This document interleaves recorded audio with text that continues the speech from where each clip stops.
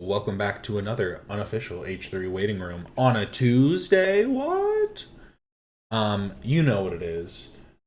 When they're gone on one day and then they're back and then it happens. So I'm here and that's all that matters.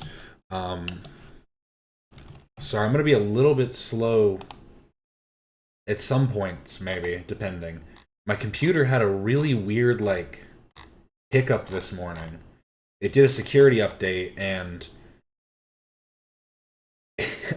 I don't even know how to explain it. Everything got fucked. But we live on. There we go. Sorry, I was pulling this up too. There we go. Boom, boom, boom.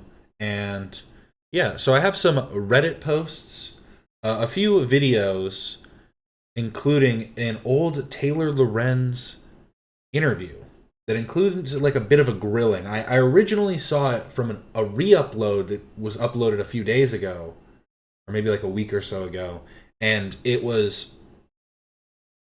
I thought at first that it was a new interview, but it turns out that it's one from like multiple years ago that only has like less than 1,000 views, but it is it includes a segment where the interviewer asks her questions about her usage of social media and stuff. And I just think it's funny that all these years later, she's still getting the same criticisms and trying to hide from them. Um, because if it's been like a criticism that's like followed you throughout your career, you think that'd be something that you'd mention as well, and like you'd bring that up and be like, "Oh, so I've made sure to take the precautions, yada yada yada." Um, oh, sorry. Let me see if my soundboard works. Please, please. Okay. No, I swear, everything, all my files were just gone. Everything was gone. I restarted, and they were still gone. Then I logged, then I logged out one more time and logged back in, and then everything was back. So we're gonna need to figure this out. I looked into it, and Windows apparently is just fucked up. But one for Taylor Lorenz, one for my computer. Actually, like five, just a bunch for my computer. Genuinely, it had me so scared. There was a bunch of like registry issues where like nothing was like I couldn't open the media player or or the photos. Like everything was just crapped out.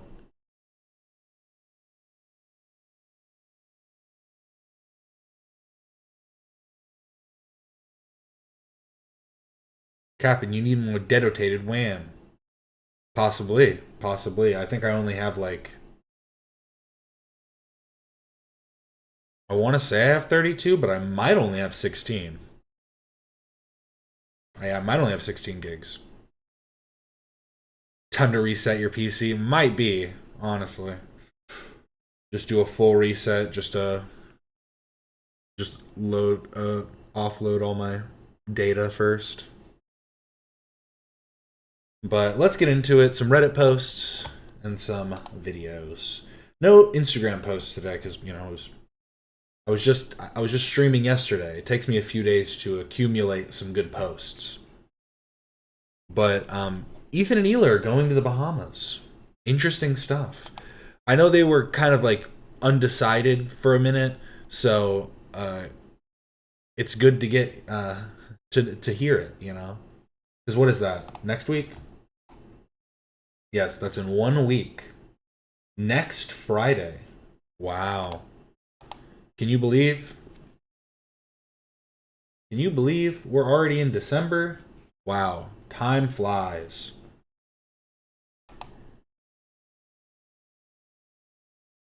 But that is December 12th.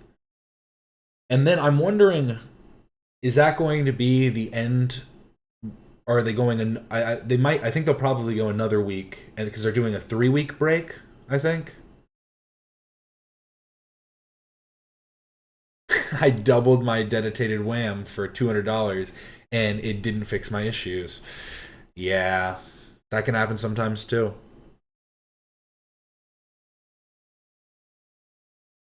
But they got third and seventh place. They really made top 10 in what was like 40 or 50 people. It's pretty good. And now they're headed to the Bahamas. Do you think they're going to bring the crew? Everybody on the cruise is going to go to the Bahamas? Get a free trip? I think based on like just guessing because of the day, I think they'll probably just do what they usually do and do a stream of it.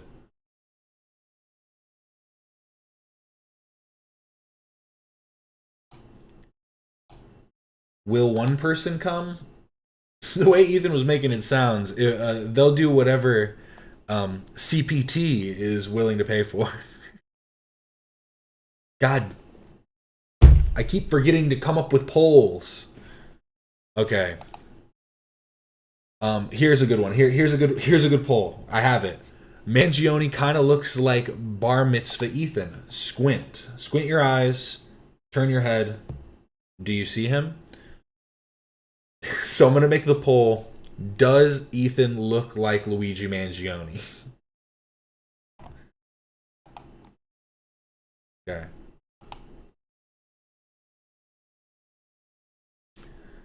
Perfect. A little bit.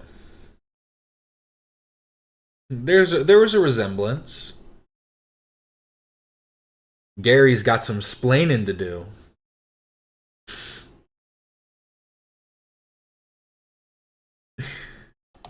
Here, I'll throw the poll up right now.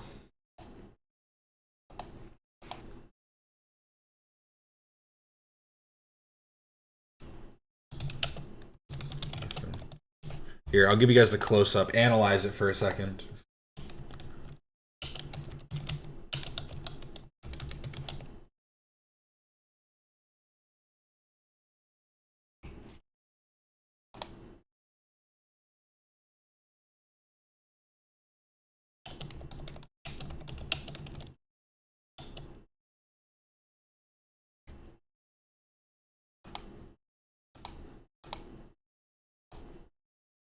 You know, I'll just make it a yes no. I was gonna add a third option and just put something stupid in there, but this is a legitimate question.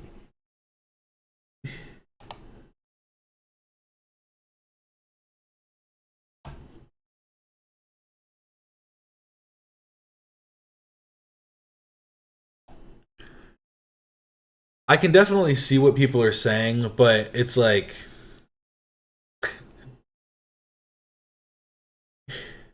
you could probably come up with a lot of people that kind of look like this. You know what I mean? I think it is very much like the eyebrows and the hair. Eyes, not so much. Ethan's got some real doughy eyes here. It's a wrap, 85%. Um, Nose is kind of similar. Ears are, ears. All white people look the same. It's the truth.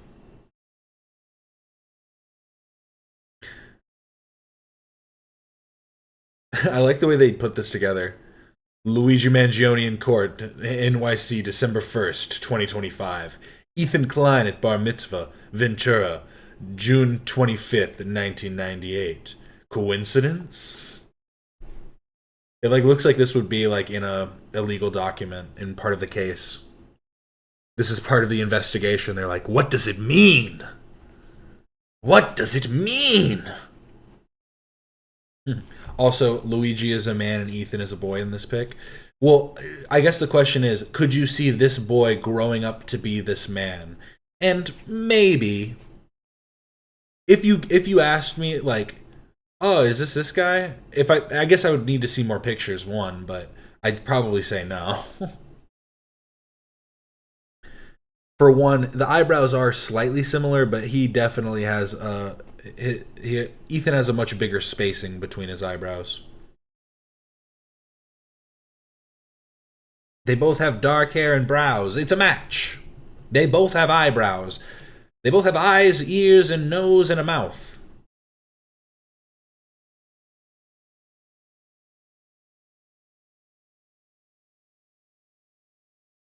Nah, really though, if you squint your eyes, Blur your vision for a second. They're the same person. Whoa, Luigi kind of looks like Gary too, and kind of looks like Donna. Whoa, if you squint your eyes, if you blur your vision enough, Luigi kind of looks like this guy. Whoa, this is getting too deep.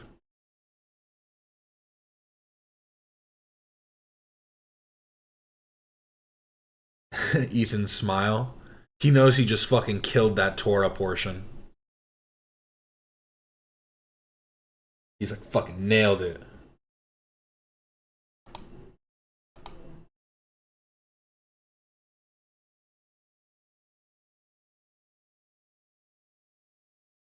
But why does Ethan look like Tamara? Well, if you remember, who is Tamara H3? Does it still come up? Ah, no. For a while it said some pretty funny stuff, but now the AI overview knows who Tamara is. But for a while it was like, Tamara H3 most likely refers to Ela Klein. Then it also said Tamara is dead. It also said a bunch of stuff. The dead one makes sense, though. It's why she's Undead Mummy. It makes sense. Just say it, Captain. All white guys look the same, you racist. I literally already said that. It's been said.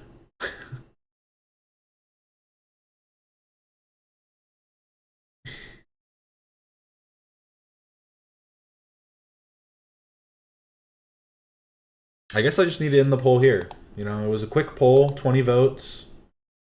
But 90%, I think we all agree. And I can't just sit here forever. So because people would have to go, they'd have to go look back through the stream and see where, you know, so we'll end the poll here. But there we go. We need a Tamara Ethan dance duo? Pretty decisive. So more streamers are just doing stupid shit.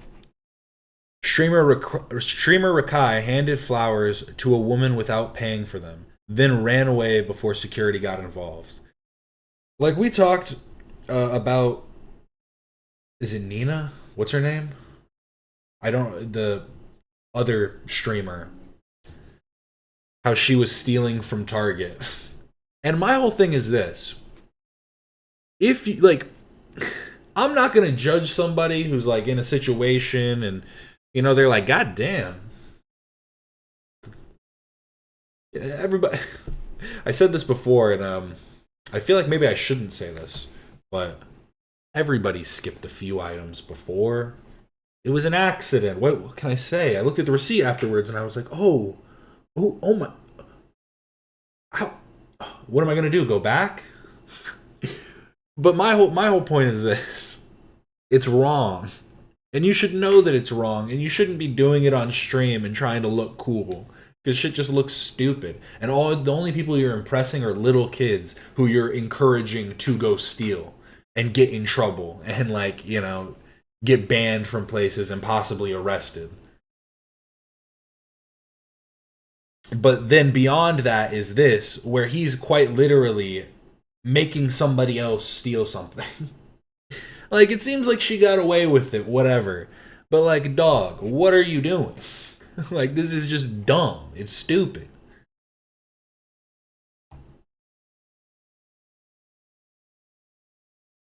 Hey, don't include me in that rant, buddy. I've never shoplifted, nor will I ever. Hey. Feel free to pay the top dollar. I didn't tip at Applebee's once because I didn't have cash, and my mom made me go back and give the girl a tip.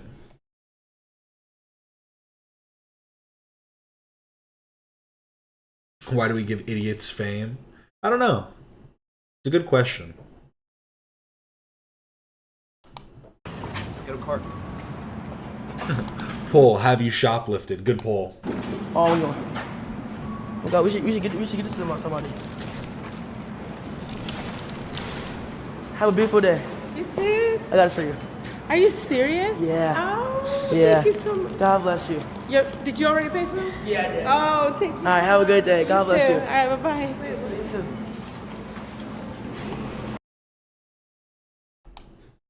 Who said I pay top dollar? Well, some of us can barely afford bottom dollar.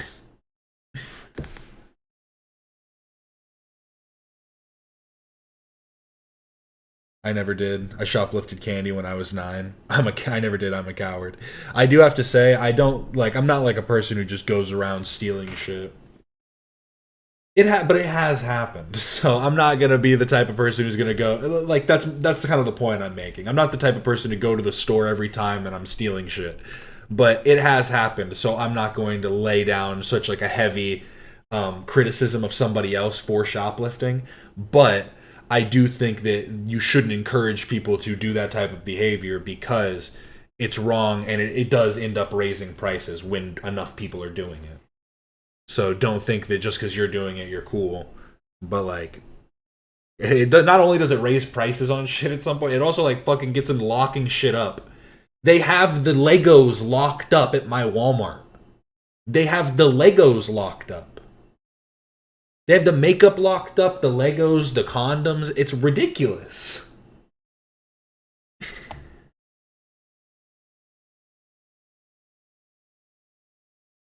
You know, it's kind of split 50-50 here. That's kind of interesting if we think about it. A 50-50 split. It's 53 yes, so it slightly leans over to people that have shoplifted, but that's probably just based on the amount of people that voted. Yeah, 15 people voted, so it can't be even. But, I mean, are the guns locked up? There aren't guns at my immediate Walmart, but at the one that does have guns, they are locked up, but not in like... Honestly, it's probably not as surveilled as the Legos that are by me. Like, it's just over in the fishing section.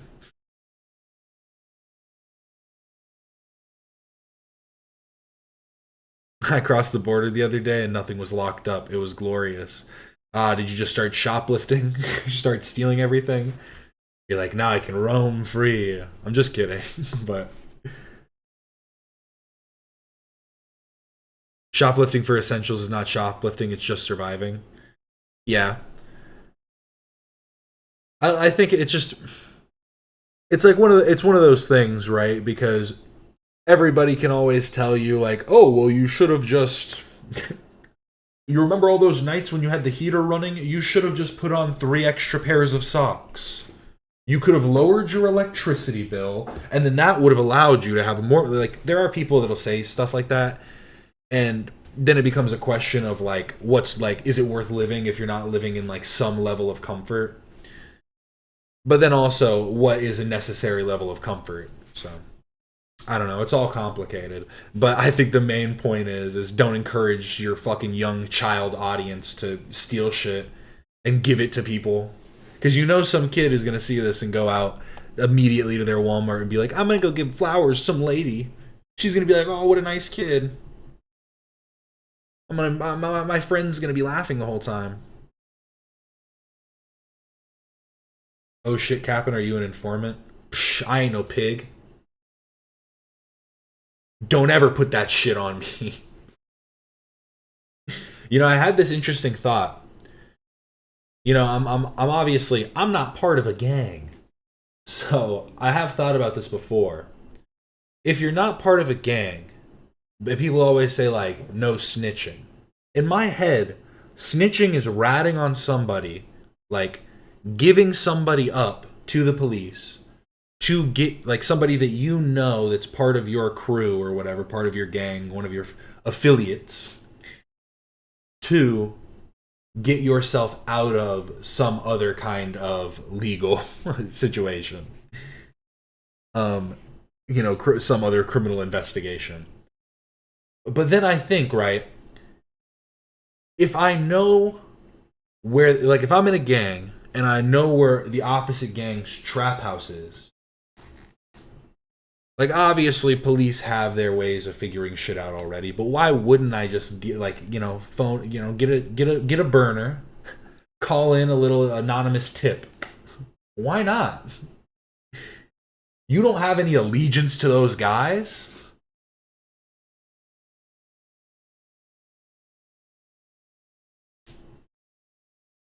Snitches get stitches, though. But that's what I'm saying is, like, snitching is ratting on your guys. Like, this is my family. You always just hit one of these, like, who stole that? I don't know. It came into our possession. I can't say. And that's what you go through with people that are a part of you, like are a part of your gang. That makes sense to me. But if, like, there's two people that are, like, from opposite gangs, and then they're like, oh, and some drugs were found at the scene of this thing as these two people were arrested. Whose drugs were it? I'd be like, it was fucking his. That wasn't mine. Again, I don't have allegiance to him. Because ACAB.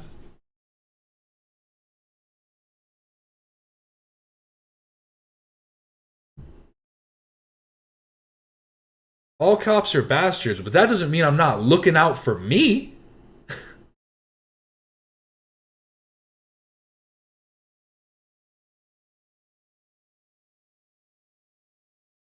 Now that's how you get your ass kicked in prison if you ever go. Oh no. Let me just put it this way. I've done a lot of illegal stuff. Just wait for the reward money, then call it in. See, that you might be able to consider snitching. That's rat behavior. Taking a reward.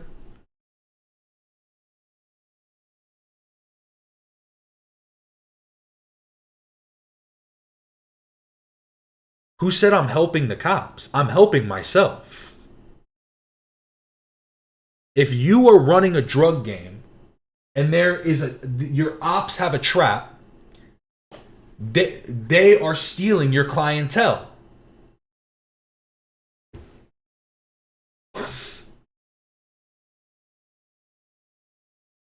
The cops are meeting their quotas. They're going to do that shit anyways.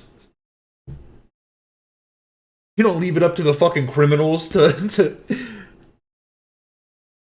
just go mute mode.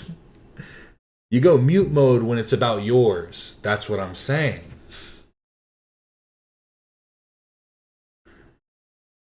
My favorite part about prison is the free soap. So true. That's how you get out of graffiti charges, fun fact. That's how you get out of most charges. Or, like, here's the thing.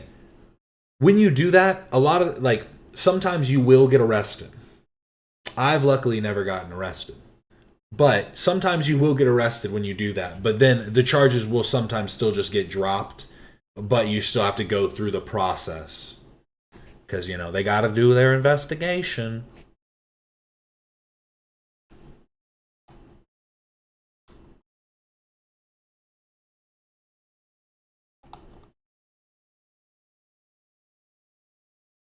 All I'm saying is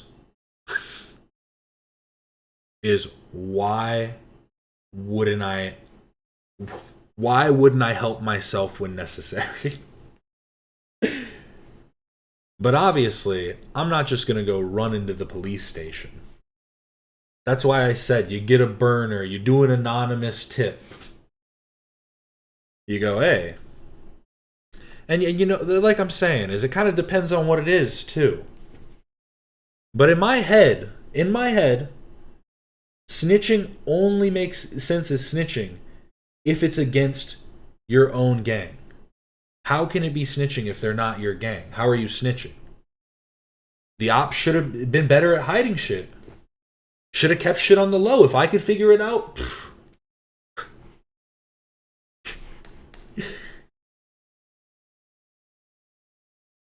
Went across campus to poop in a secluded poop bathroom this morning. Out of order. Oh no. Time to poop behind the secluded poop bathroom. even more secluded.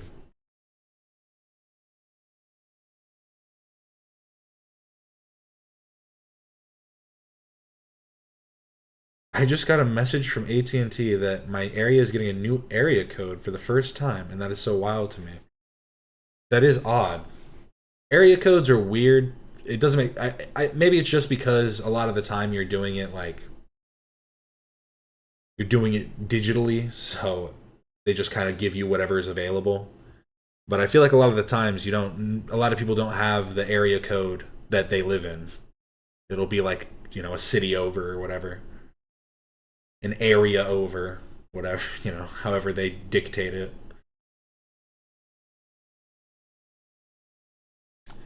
But he made this lady's day. We can give him that. Bye-bye.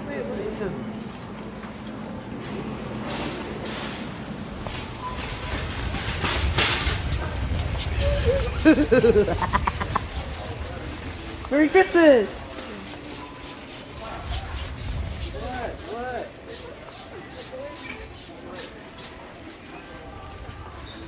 Just don't touch my truck. Now, shut up, everybody got locked in, bro. What did he just say? Now, shut up, everybody got locked. Oh, okay, chat, listen. Now, shut up, Not everybody chat, listen. Or not chat, listen. got locked in, bro. Gotta lock in, bro. It's just weird. I don't know. It's so childish, and I feel like, people make the statement all the time, like, oh, these people, their fans are just little kids. And sometimes it just gets thrown around loosely.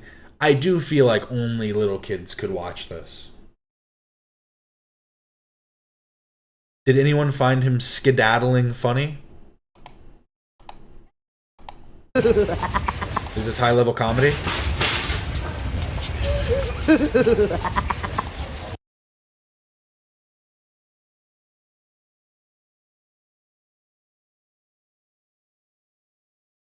Rukai is a rotten apple for IRL streaming. I feel like a lot of people, like IRL streaming just in general,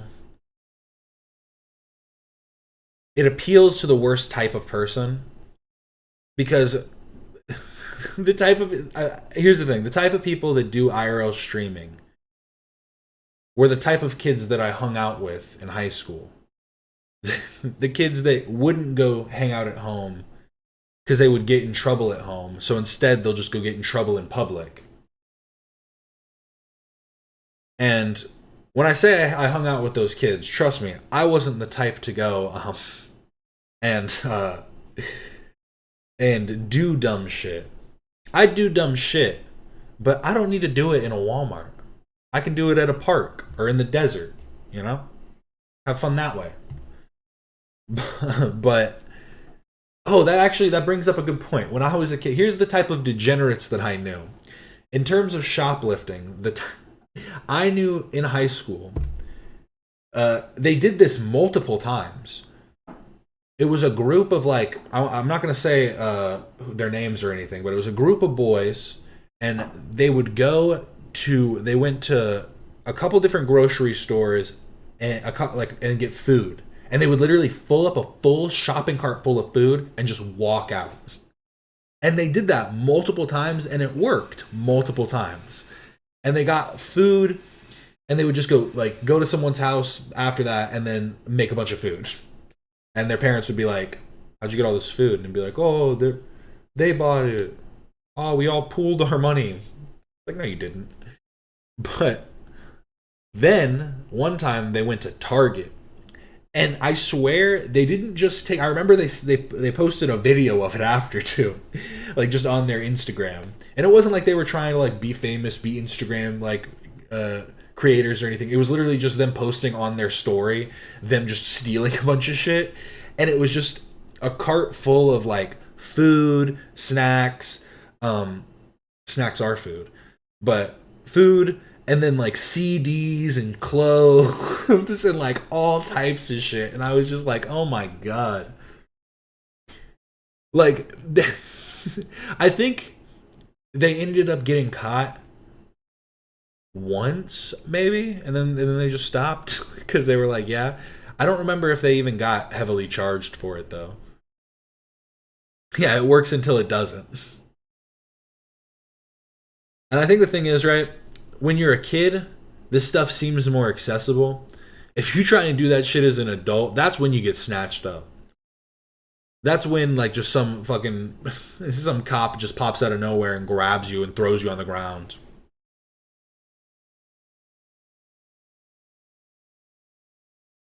Did Captain bring up the person banned for scanning steak as butter? Yeah, I talked about that yesterday, actually. That's why I was bringing this up, because it's kind of like in the same vein, and I feel like it's so ridiculous that, like, not. Here's the thing: I put like a lot of the, like, onus on them, because it's like obviously it's their Twitch account, it's their channel, it's their place to post content and do stuff live, and it's their chat, so they should be the ones like being a, some kind of positive influence.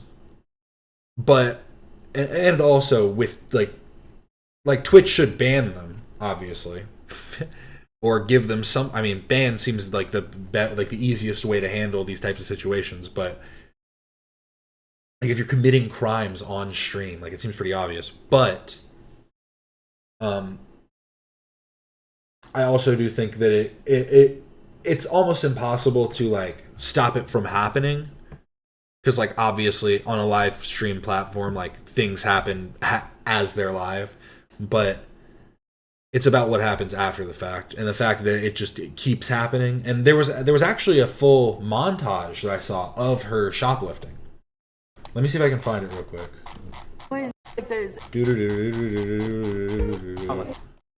I'm telling you about eBay. Bom bom bom bom bom bom bom. Do.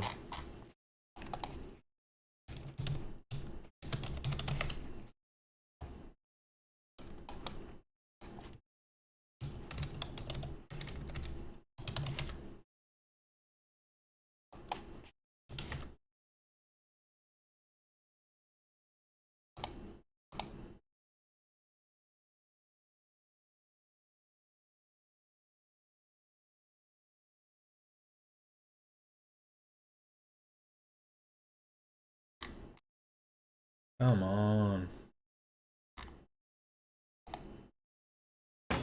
Oh, this is the main clip we saw.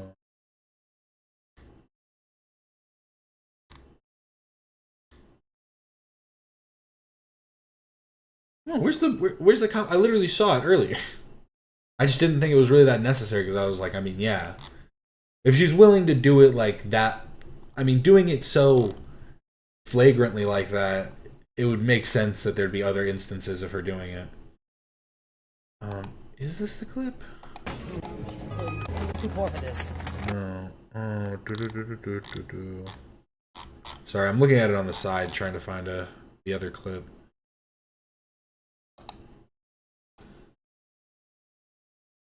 Yeah, the dumbest place to commit a crime is online. Quite literally. Remember what they say. No face, no case. But you put like your whole person out there.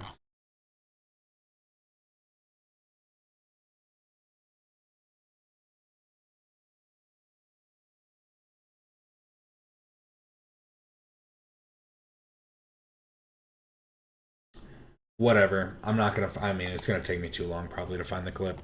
She steals a lot. You get what I'm saying. And he's stolen this and gave it to some lady as if that's like a good deed. Like, good job, bro. Like, I don't think it would make her like some kind of like accessory to the crime because she's unknowing.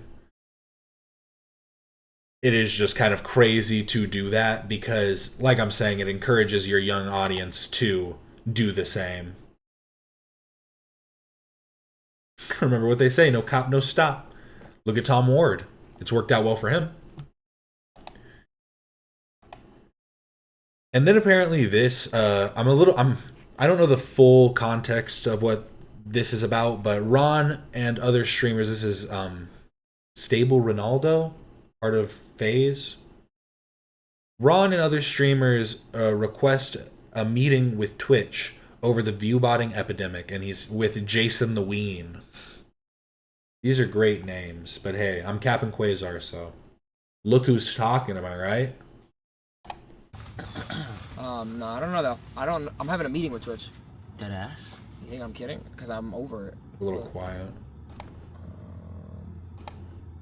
Holy shit. Wait, is it the Twitch Connect shit? No, look, I sent him a whole thing. Look, let me mute my mic. But look who was doing it, because I knew, don't even say names, he, she, but I knew that person was doing it. And then, like, look, I checked that person, and it was 100% right. Damn. 100%. And I said, like, oh, I want a meeting Thursday at 11:30. And who is that? Is that your rep, or is Yeah, but I'm doing a meeting with a lot of people. Holy shit, man. You're a fucking hero, man. Save the website. It's not gonna fix. That was kind of a stupid comment, but some people were pointing out apparently their best friend Lacey is the biggest botter on the platform. I don't know how true that is. I have heard that claim made before, but I haven't seen like any like hard evidence on it. But I just think it is interesting how common it is on Twitch. Because I just don't understand, like I get it on some level, like, you want to seem more popular, so it draws in, like, more bigger crowd or whatever, but it's just...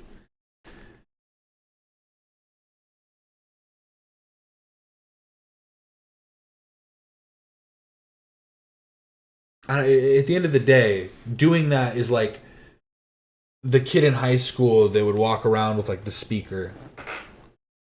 I'd light up shoes. Stuff like that, you know? It's like he's trying to prove that he's cool. You can just be cool. Look at me. But I do think it's interesting that it does seem like streamers care about it about other streamers that they might have a problem with. Jason is sus for me.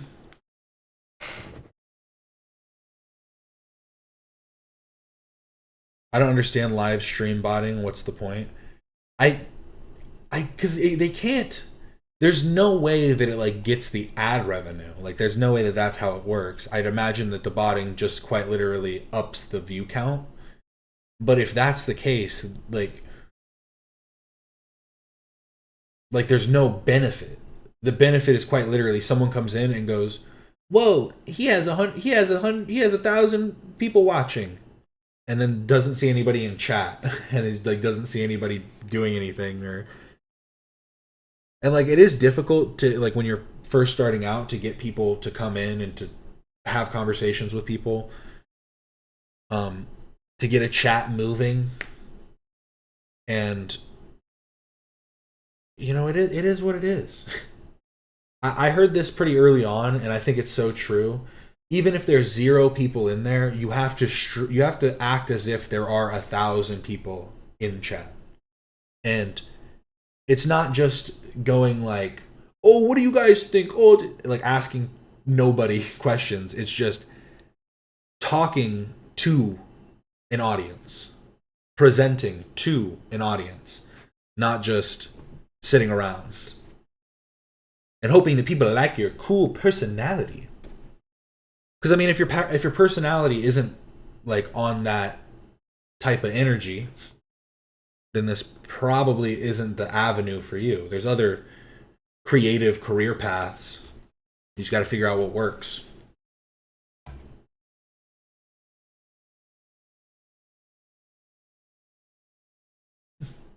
I bought my streams. She's called Nightbot. Hey, she do be chatting a lot.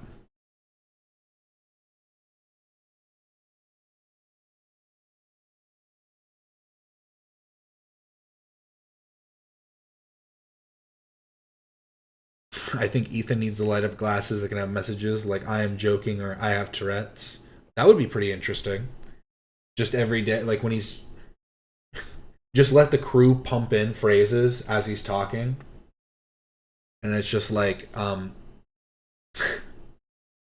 would that be ableist of the crew though if they're pumping in like I have Tourette's during moments when he's actually twitching? I guess it just needs to be on a loop, right?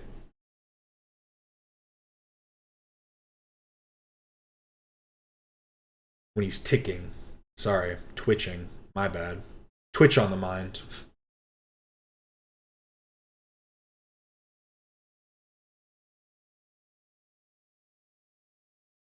Yeah, the bots probably just bring people in because thinking it's popular. I guess so. But I mean, how often do people click on a stream because they think that like I feel like you click on something because you like the topic that the stream is about. I feel like it's not often that it's just purely because it's like, well, there are a lot of people in there. But I guess there are some people that are just into more like parasocial aspects of streaming, and so they just want to be in like a chat. They just want to be in like some kind of community and communicate with the streamers. So I guess it does make sense on some level. It's like if they see someone that is viewed as more popular, then their messages in the chat would be seen by more people in that way too.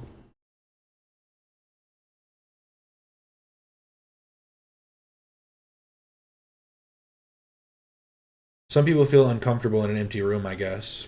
Hey, not me. I just got me and my cat here right now. But I thought this was interesting. Hassan says that liberals present him as the Nick Fuentes of the left, and it worked on a lot of people. So actually, I'm actually currently working on this exact topic. I'm quite literally researching this exact topic. If somebody makes a fucking video before me, I'm just going to come out with mine anyways. And I'm going to start the video by going, hey, I came up with this idea first. Even though everybody thinks it. Everybody knows that this is the truth. But Hassan is the Nick Fuentes of the left. I'll explain it as he tries to give his counterclaim, I guess. But I do find this just in general, no. It's okay, Hassan. It's okay. This doesn't really work. I guess I can move myself over, yeah. What do you think, Hassan? Works on a shitload of people. His goal is to sound sarcastic and jokey, but also like he's sincere, but just tricking the normies with the sarcasm vibes. He's not alone in feeling this way about Nick, and it's an intentional strategy that Nick is utilizing to obfuscate to people what he truly believes. His communication strategy is why he's so successful. Yeah, it's he reads like slow down when you're reading, bro. You don't need to read it that fast. Nick is utilizing his obfuscated the people's beliefs. The communication, like, why are you reading like that? Nick is utilizing to obfuscate to people what he truly believes. This communication strategy is why he is so successful. Was that much slower than the way he read it? also ironic because this communication strategy that he is deploying is literally what liberals think I'm doing. The context nuke in and of itself was literally that, presenting me as a Nick Fuentes style figure, but on the left, right? And it did work on a lot of people. Okay, can you give us a reason why it's untrue? Because there are many reasons why it's true in terms of not just the ways in which you make your arguments, but the arguments themselves. So, like, there's certain things that you guys actually overlap on that I think is interesting. Because it presented a shit ton of clips out of context where me saying, like, liberals are so easy to dupe by Republicans, and they get duped by Republicans all the time. Liberals get duped by right-wingers all the time. I hate that. Was shortened to, liberals are so easy to dupe. I'm actually lying to liberals about my position when I'm not.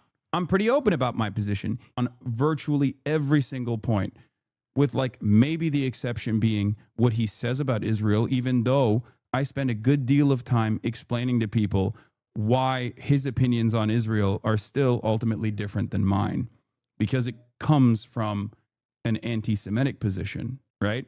It's never just like, I don't like Nick Fuentes' vibes. I wouldn't say that's true. I mean, Nick Fuentes' view on Israel is a complicated one, and the anti-Semitism is merely a facet of his hatred of Israel. I would say that his hatred of Israel stems from anti-Semitism, but that's not like the pure like stance that he holds. Or even with someone like Asmongold, even with someone like Ethan Klein, I spend a good deal of time explaining to you exactly what my disagreements are with the type of content that these guys are consuming and the type of content that these guys are putting out there. Mm-hmm. But for what you're doing right now is giving us a thorough explanation on how you're different than Nick Fuentes. Strange reason, every single one of my naysayers will just lean into clips out of context that are that show me in the exact opposite worldview that I currently maintain, that I've been advocating for a decade plus. Okay? Stop thinking things are black and white. It is not that you and Nick Fuentes are buddy-buddy, one and the same, stand side by side, but you are a lot closer to him than you would like to admit. And that part is just plain and simple. This is a problem. And then their fans or people that act. And like, I'm sorry, nobody ever wants to agree with Ela on this point. I've been saying it from the beginning. Why does he have this like oh my god, this neon light, whatever it is? It's so stupid. It's so weird. Not only is it weird and kind of like, I don't know, I feel like everything he does is just very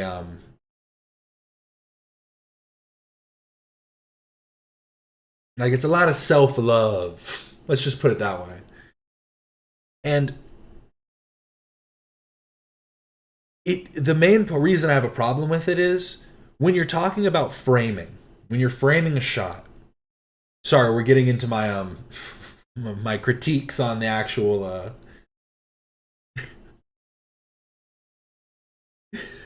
we always have to get into the technical critiques. So the framing of this is wrong. He's like almost halfway down the frame. Like, you maybe, depending on the shot, you might have a third over someone's head. But this is completely unnecessary to keep this third. He could either chop it down or like move the camera down a little bit so that more of his torso is showing.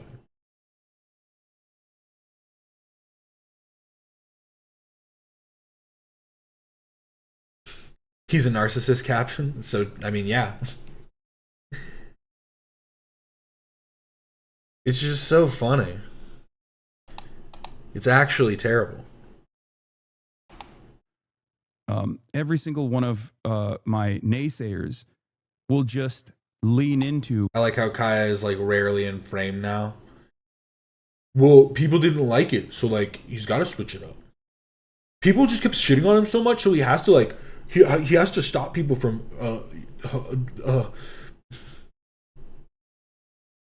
honestly, it's just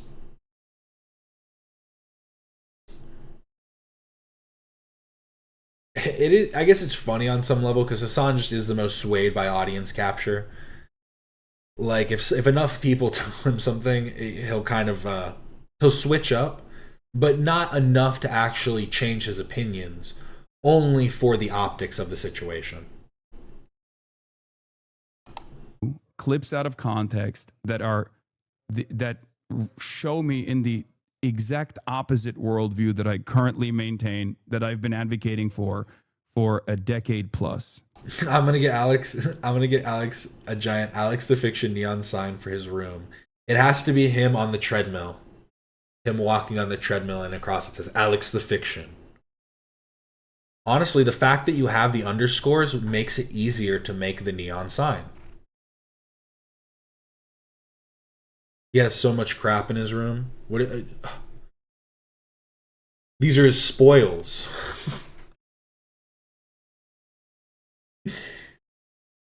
This is what he's fought for in the marketplace of ideas. Okay? This is a problem. And then their fans or people that actually encounter their content in the wild or see some of these clips turn around and go, you know what? Those clips were valid. Those clips were actually valid. I won't describe to you what my anger and resentment stems from. I won't describe to you what my anger stems from, but I will tell you that you're bad and you're wrong. This has gotten a lot worse. Turn around or theirs will just lean into clips out of context that are that show me in the exact opposite worldview that I currently maintain, that I've been advocating for a decade plus. Like what? Okay. This is a problem. And then their fans or people that actually encounter their content in the wild or see some of these clips turn around and go, you know what? Those clips were valid. Those clips were actually valid. I won't describe to you what my anger and resentment stems from. I won't describe to you what my anger stems from, but I will tell you that you're bad and you're wrong. I'm confused by this last part. Describe to you what my clips were. Turn around and go, you know what? Those clips were valid. Those clips were actually valid. I won't describe to you what my anger and resentment stems from. This is literally what you're doing right now. Like, I'm so confused as to what he means by this. I won't describe to you what my anger stems from, but I will tell you that you're bad and you're wrong. This has gotten... Because, like, how many times has Ethan been specific? He says, people call me a genocidal baby killer. I would never agree with something like that. I would never do... Hassan's a terrorist supporter. What? I've never done that. Do you support the Houthis? Yeah, but like, what?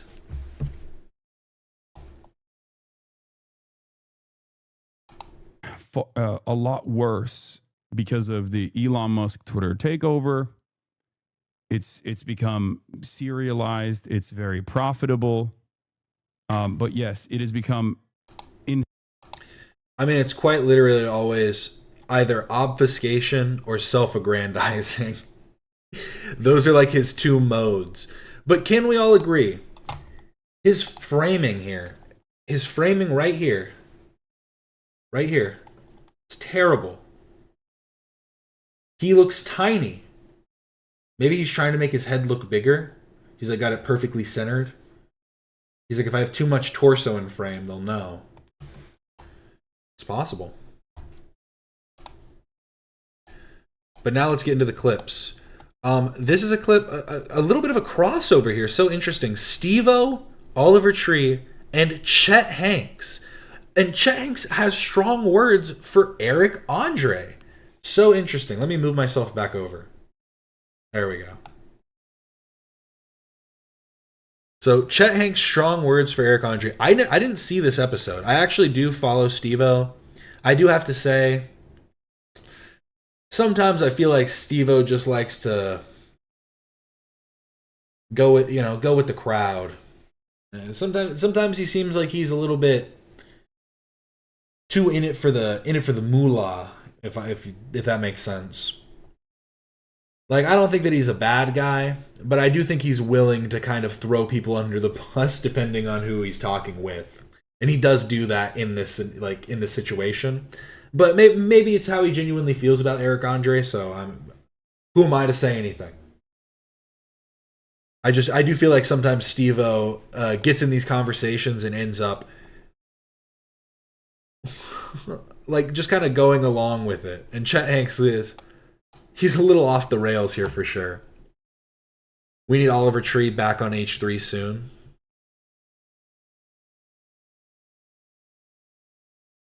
YouTube recap out. Go to you on app.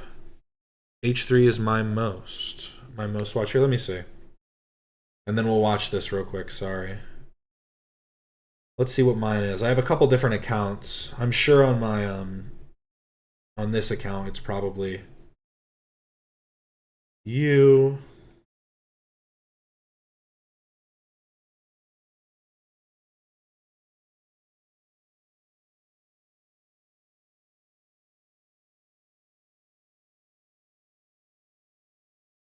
Maybe mine just hasn't loaded yet.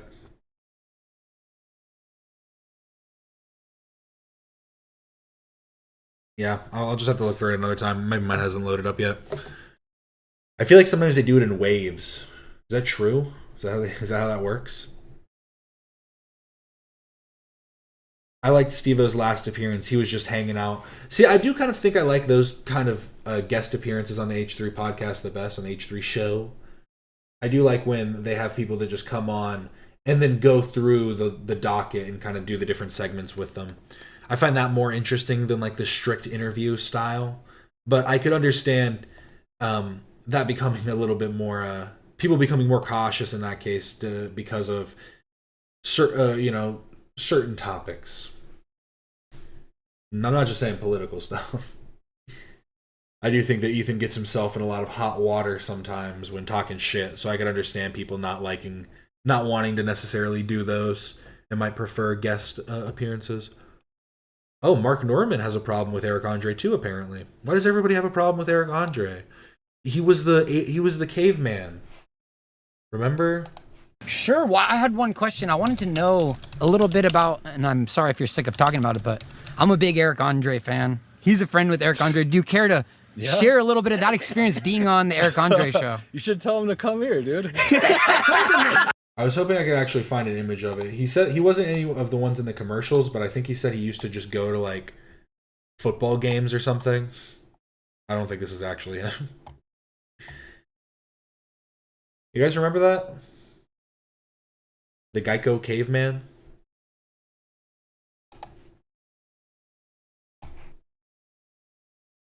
I've seen Mark Norman live, and God, he's so unfunny.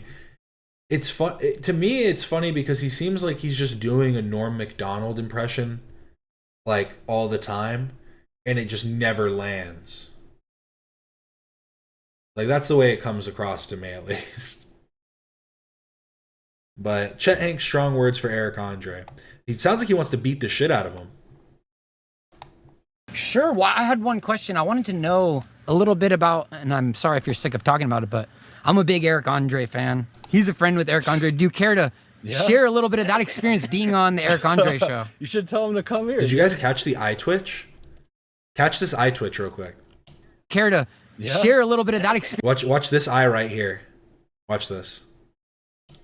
being on the You Eric see Andre that? It's very subtle. He's about to crash out. show. You should tell him to come here, dude. I told you. This is what I told you. We talked about it. Tell him to pull up. You know what's funny, dude? I swear to God. Exactly, and it's hack and sucks, yeah. I've never found Mark Norman that funny. He's quick-witted, but his jokes don't really land all the time. Like, he's quick at coming up with stuff where it's like, that was clever, but it wasn't funny. And I think that's like his biggest problem, is he's clever, but he's not particularly funny. Got it. Shit in the... Like right when I fucking first moved to Nashville, I was driving around with my boy, and he was driving. I was riding shotgun, and we're going down the street, and my boy goes, "Oh my God, that's Eric Andre walking down the street," and I said, "What? Pull over," and he goes, No, he keeps driving. I'm like, pull the fuck over.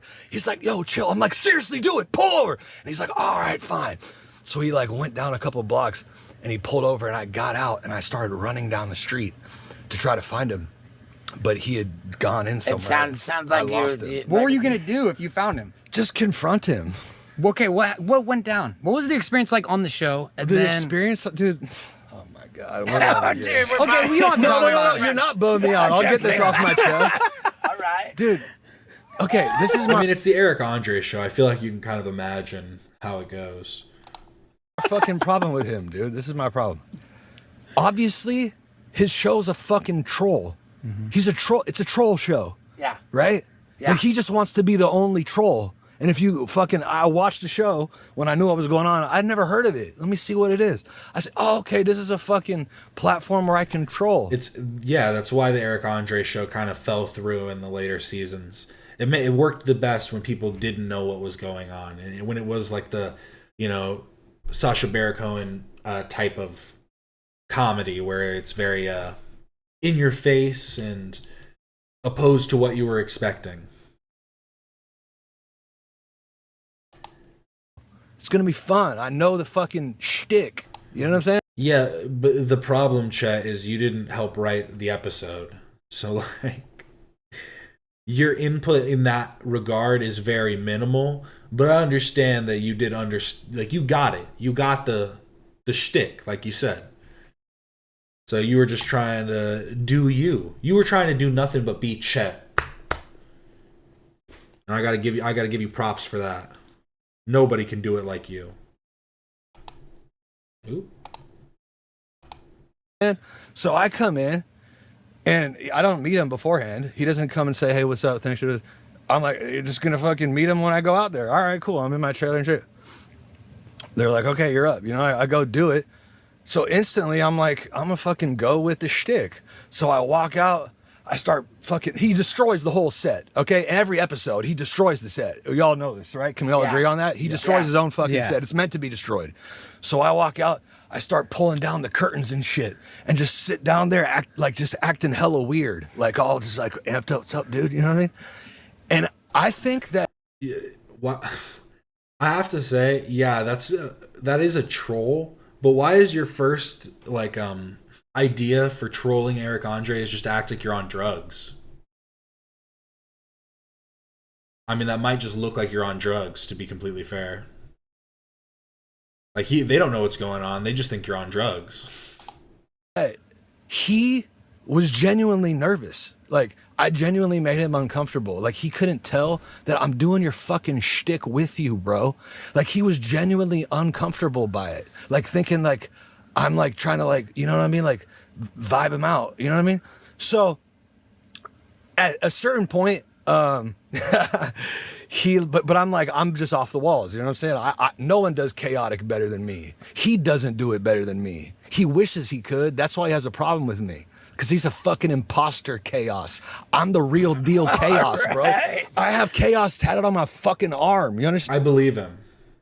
I believe Chet Hanks 100% when he says that he is the real deal chaos. Then, all right, listen. But let me tell you something what happened, right? At a certain point, you know how he has all this crazy shit going on? Oh, fucking this shit. No, it's all fucking fake, part of the show. Oh, we're going to have this guy come out. It's like, what does he expect? That the guest is going to be like, oh, like shocked? I'm not shocked. I know this is fucking part of the show, right? So he has a guy come out, dude. He has a guy come out. He's really mad that they tried to troll him. At one point, and he drives a fucking dirt bike off a jump and land. He got chaos tatted on his arm so he can tell people he has chaos tatted on his arm. What other reason would you get chaos tatted on your arm? I just need a reminder. Sometimes I think I need to chill out, but then I remember fucking chaos. Hands on the stage, right? Thinking that I'm gonna be like, oh my god. I go, oh, sick, dude. The guy gets off the dirt bike, ditches the dirt bike, and runs off the stage. So I'm like, sick. I ride dirt bikes. I love dirt bikes. So I pick up the dirt bike. I start riding it around the set. His producers and shit come to me, yo, get off the bike. Get off the bike. It's not safe. It's not safe. I'm like, chill, dude. I got this. I pop a little wheelie going back. They edited this out of the footage, right? And his production is all freaking out. Can we talk about both of their looks right now? Wheelie going back. They edited this. I'm really wondering what they're thinking of this story. Because so far, the way Chet's explained it is like, yeah, you went on the Eric Andre show. Why do you hate him so much? Do 100 burpees? Yeah, I guess I should shut up. You're right. I'm sorry. this out of the footage, right? And his production is all freaking out. This is so dangerous. This is so dangerous. Get off the bike. Okay, so it wasn't dangerous when you had the motherfucker jump it in front of me? Chet, he is a trained, licensed, and insured professional. You are not. They are a big budget studio that can't just have somebody riding around on a dirt bike and potentially hurting themselves, because then they're liable. It can be perceived as dangerous on your end, and that's the whole idea, is that it's to scare you. But the professional is like, they're going to set it up in a way where they'll make sure that the professional isn't going to actually put you in any danger. You know, he says he landed right in front of him. It's like, in what way? I'd really like to see this clip, but it got cut out. I know, I made him mad. He's so jealous of Daddy and Colin. I remember I showed my dad Chet Hanks, and my dad was like, what? He's like, this is Tom Hanks' other son? And he was like, oh, Colin. He's like, Colin Hanks is a good actor. He started talking about him like that. And I was like, damn, you know that's what Chet's heard his whole fucking life.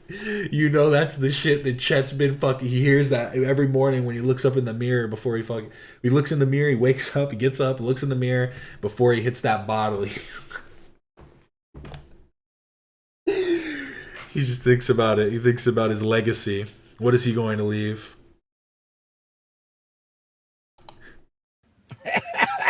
You weren't worried about safety then. You weren't worried about my safety when you had the full jump the fucking bike 5 feet in front of me, but now I'm riding it around a little bit and they're all freaking out. They edited that out, right?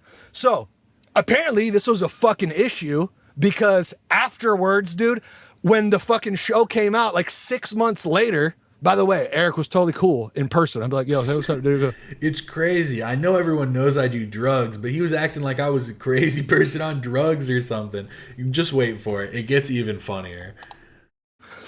6 months later, when the episode comes out, he throws me under the fucking bus to the media in an interview, saying that I'm a fucking liability.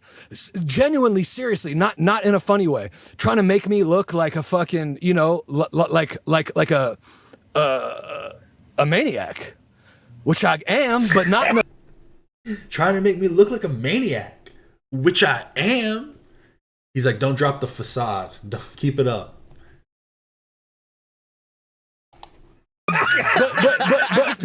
but not in a bad way. Oh my god. Yo, in this moment, you know he started fuming right here. You know, in this moment, Chet started fuming. You remember those days? You'd say something, all your friends start laughing, and you're like, no. It fucking eats away at you. Look at this right here. They're all laughing in his face. He's telling them an earnest story. I am, but not in a but not in a bad way. Not in a bad way. Like I'm harmless. You know what I'm saying? But he was genuinely trying to fucking throw me under the bus and like throw dirt on my name to the media.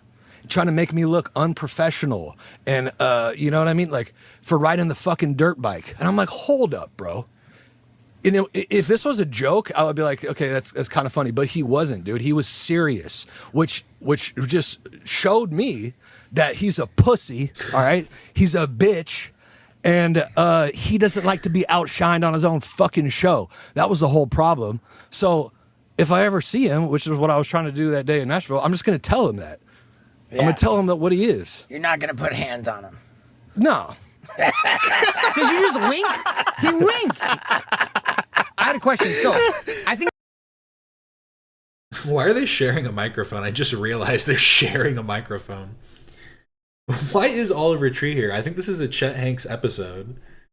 Oliver Tree just goes wherever he wants, I guess. No, yeah, look in the mirror, you pussy bitch. No, literally, it's just so... he's not realizing that it's like, yeah, I do agree that I've seen clips and different stuff where Eric Andre, it does seem like he doesn't like to be pranked. Like if you watch the behind the scenes of the last Jackass movie, there were instances where you could tell that he was not liking being the butt of the joke.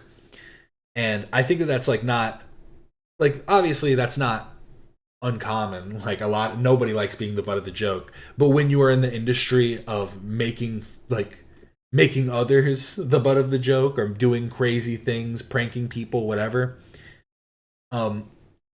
it does make you look like more of a coward. But in that way that Eric Andre gets amped up and gets mad at people pranking him, like, Chet, you're doing the same thing. You can't care this much that you want to put hands on Eric Andre. Even if you did just want to call him a pussy, like, what are you going to do? Run up to him and be like, you fucking loser? You fucking pussy, bro? What are you going to do? He goes, okay. Eric Andre would probably get scared. He'd probably go, okay.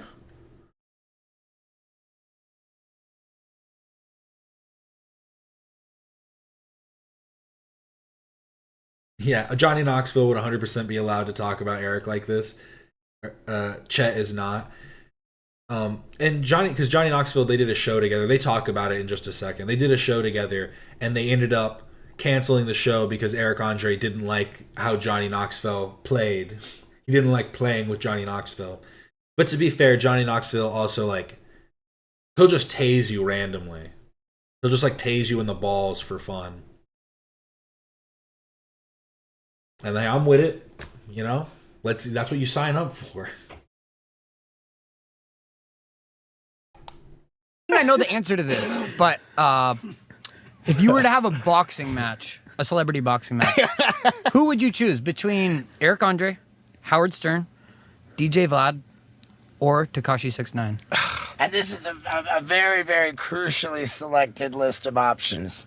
Yeah, I mean, I know that there's... The thing is, yeah, sure. Would I like to fucking put my hands on Eric Andre and Howard Stern? Yeah. The truth is right here. I don't know 6ix9ine, so I don't have any problem with him. You know what I'm saying? But that wouldn't be fucking fair, entertaining. Howard Stern is an old man, Yeah, Howard and Stern Eric can't Andre is fucking has a vagina. So it's like It's a mangina. Yeah, it wouldn't be fair. It wouldn't be entertaining because it would just. See, this is when pussy and bitch are being used misogynistically. The conversation we had yesterday, this is when it applies. We're getting a true application. We're seeing it in use now. Be brutal, you know. It would seem, And that it wouldn't be a good look for me. I would just look Chet like is deeply insecure. I mean, I think that just kind of that sums it up, right? Like, and we're good to go. Like, he can't truly make fun of anybody for like any. I guess that's kind of the point, right? If he's insecure, he can't make fun of anybody else for being insecure. But how would he avoid that when he's too busy being insecure? Like I said, he's got to put up the facade. He's got to keep it on. Got to keep his mask from slipping. Oliver's face right here is so funny. I feel like he's loving this interaction. And I think he also likes having Steve-O between them. a bully. You know what I mean? Well, my question is there anything we can do to clear the beef with you and Eric? Is there anything he can contribute? Nothing. It's over. It's not a beef. He's a pussy. He's a pussy. I heard you. It's not a beef. It sounds like a beef, bro. You're so mad. That is what he is, and he knows what he is because he didn't. He felt you know shaky just being in my presence. That's really what it was, man to man. I believe it. You got a lot of intense Yeah, also a sprinkle of transphobia. He had to make sure to get it in there somewhere. energy, but I love how eloquent you are with your words. Thank you. How on point every response is. Thank you. And how passionate you are. Thank you. Yeah, they're definitely emphatic. That's Passion. that's Passion. that's definitely. But I don't hold it against you that you're boys with him. I mean, like, We all have different experiences with people. You know What's this guy's name? I recognize him, but I do not remember his name at all. I'm saying? Right. We all have different experiences sure. with people. So, you know what I'm saying? He's pretty intertwined with like the Jackass people. He had that movie Bad Trip. Right. Like, Produced by Tremaine. It was directed by Directed by Tremaine. maybe I don't know which one, but we're all kind of in the same production family. But I can agree. He's a pussy. Yeah. Yeah. Yeah, for He's sure. a pussy. I think he did a show with Knoxville called Prank Academy. And He quit because Knoxville kept pranking there him. was some things, there were some problems, some issues with Eric Andre being a pussy, and I would tell that to him straight to his face. I'd be like, "Hey, it's a shame that you're such a pussy." You know, like maybe I'll hit him up after this, and I'll be like, "Hey, we discussed what a fucking pussy you are." You know, if Just Eric calling a spade Andre, a spade. if Eric reached out to you to try to make amends for that, if he were to see his part in that and say, you know what, like I did do him dirty, like that was fucked up. Yeah, it takes a man to apologize. Yeah. If he apologized like a man, then maybe he could, experience what it's like. Yeah. I like that. I think that's, I wouldn't hold that's that. I wouldn't fuck. I never, bro. I don't fucking. I know someone pointed out that Steve-O's looking old, but did anyone notice his tattoo? Do people know about his tattoos, his most recent ones? I don't spit in someone's face if they're apologizing to me. That's a real thing. You know what I'm saying? But Sure. He never fucking cared to do that. If he did, It's very hard to see, but as you can see, there's a phallic object just above his eye that's dripping something. Those aren't teardrops. That's for sure. maybe it'd be different. We'll see. Who knows? Yeah. I think that answers your question, Oliver. What would it take to? I mean, he's got the crash dummy marks on the side of his head, the symbols. Fix the beef, and I agree with you, man. That the most important quality a person can have is to be able to acknowledge when they're wrong. Absolutely. And that's something I pride myself on. Yeah. When I fuck up, I can say it. Yeah, I fucked up. You know what I mean? Like, Wow. Shout out Chet. Hey guys, so this Yeah, something real quick, and then we can get to Taylor Lorenz. This is from Tony Luss, Ethan Klein versus Kaceyton. Kaceyton hired 2 expensive law firms. Why? I didn't hear about this at all, so I was interested in what this actually means. And hearing it from Luss. Thank you, Tony. Thank you.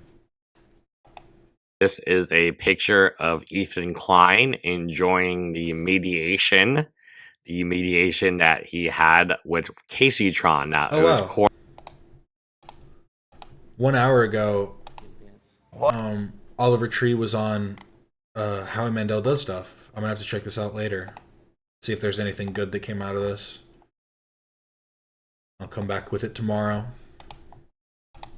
Court-appointed mediation, which means even if one side or both sides don't want to negotiate, they have to attend these mediation sessions. Again, the judge would be more than happy if this case just resolved with the parties talking to each other. It could save a lot of legal headache for the judge on appeal. It would help the judge with his or her very busy docket. And it would save both the clients a ton of When money. I first saw this image, I didn't notice his belly showing. Real comfy. As you can see, here is Ethan Klein on the Nintendo Switch. Yeah, Luss's voice still sucks right now. Maybe he should go back to the AI audio. I don't know if he's actually Here, we'll double up on speed. attending the mediation on the Nintendo Switch, but the advantage always goes to the person who has been sued before. So when I was talking about Logan Paul versus CoffeeZilla, Logan Paul is either the plaintiff or the defendant in so many numerous lawsuits that adding an additional lawsuit isn't going to affect him anyway. He's just constantly mired in legal lawsuits, and that's just his life.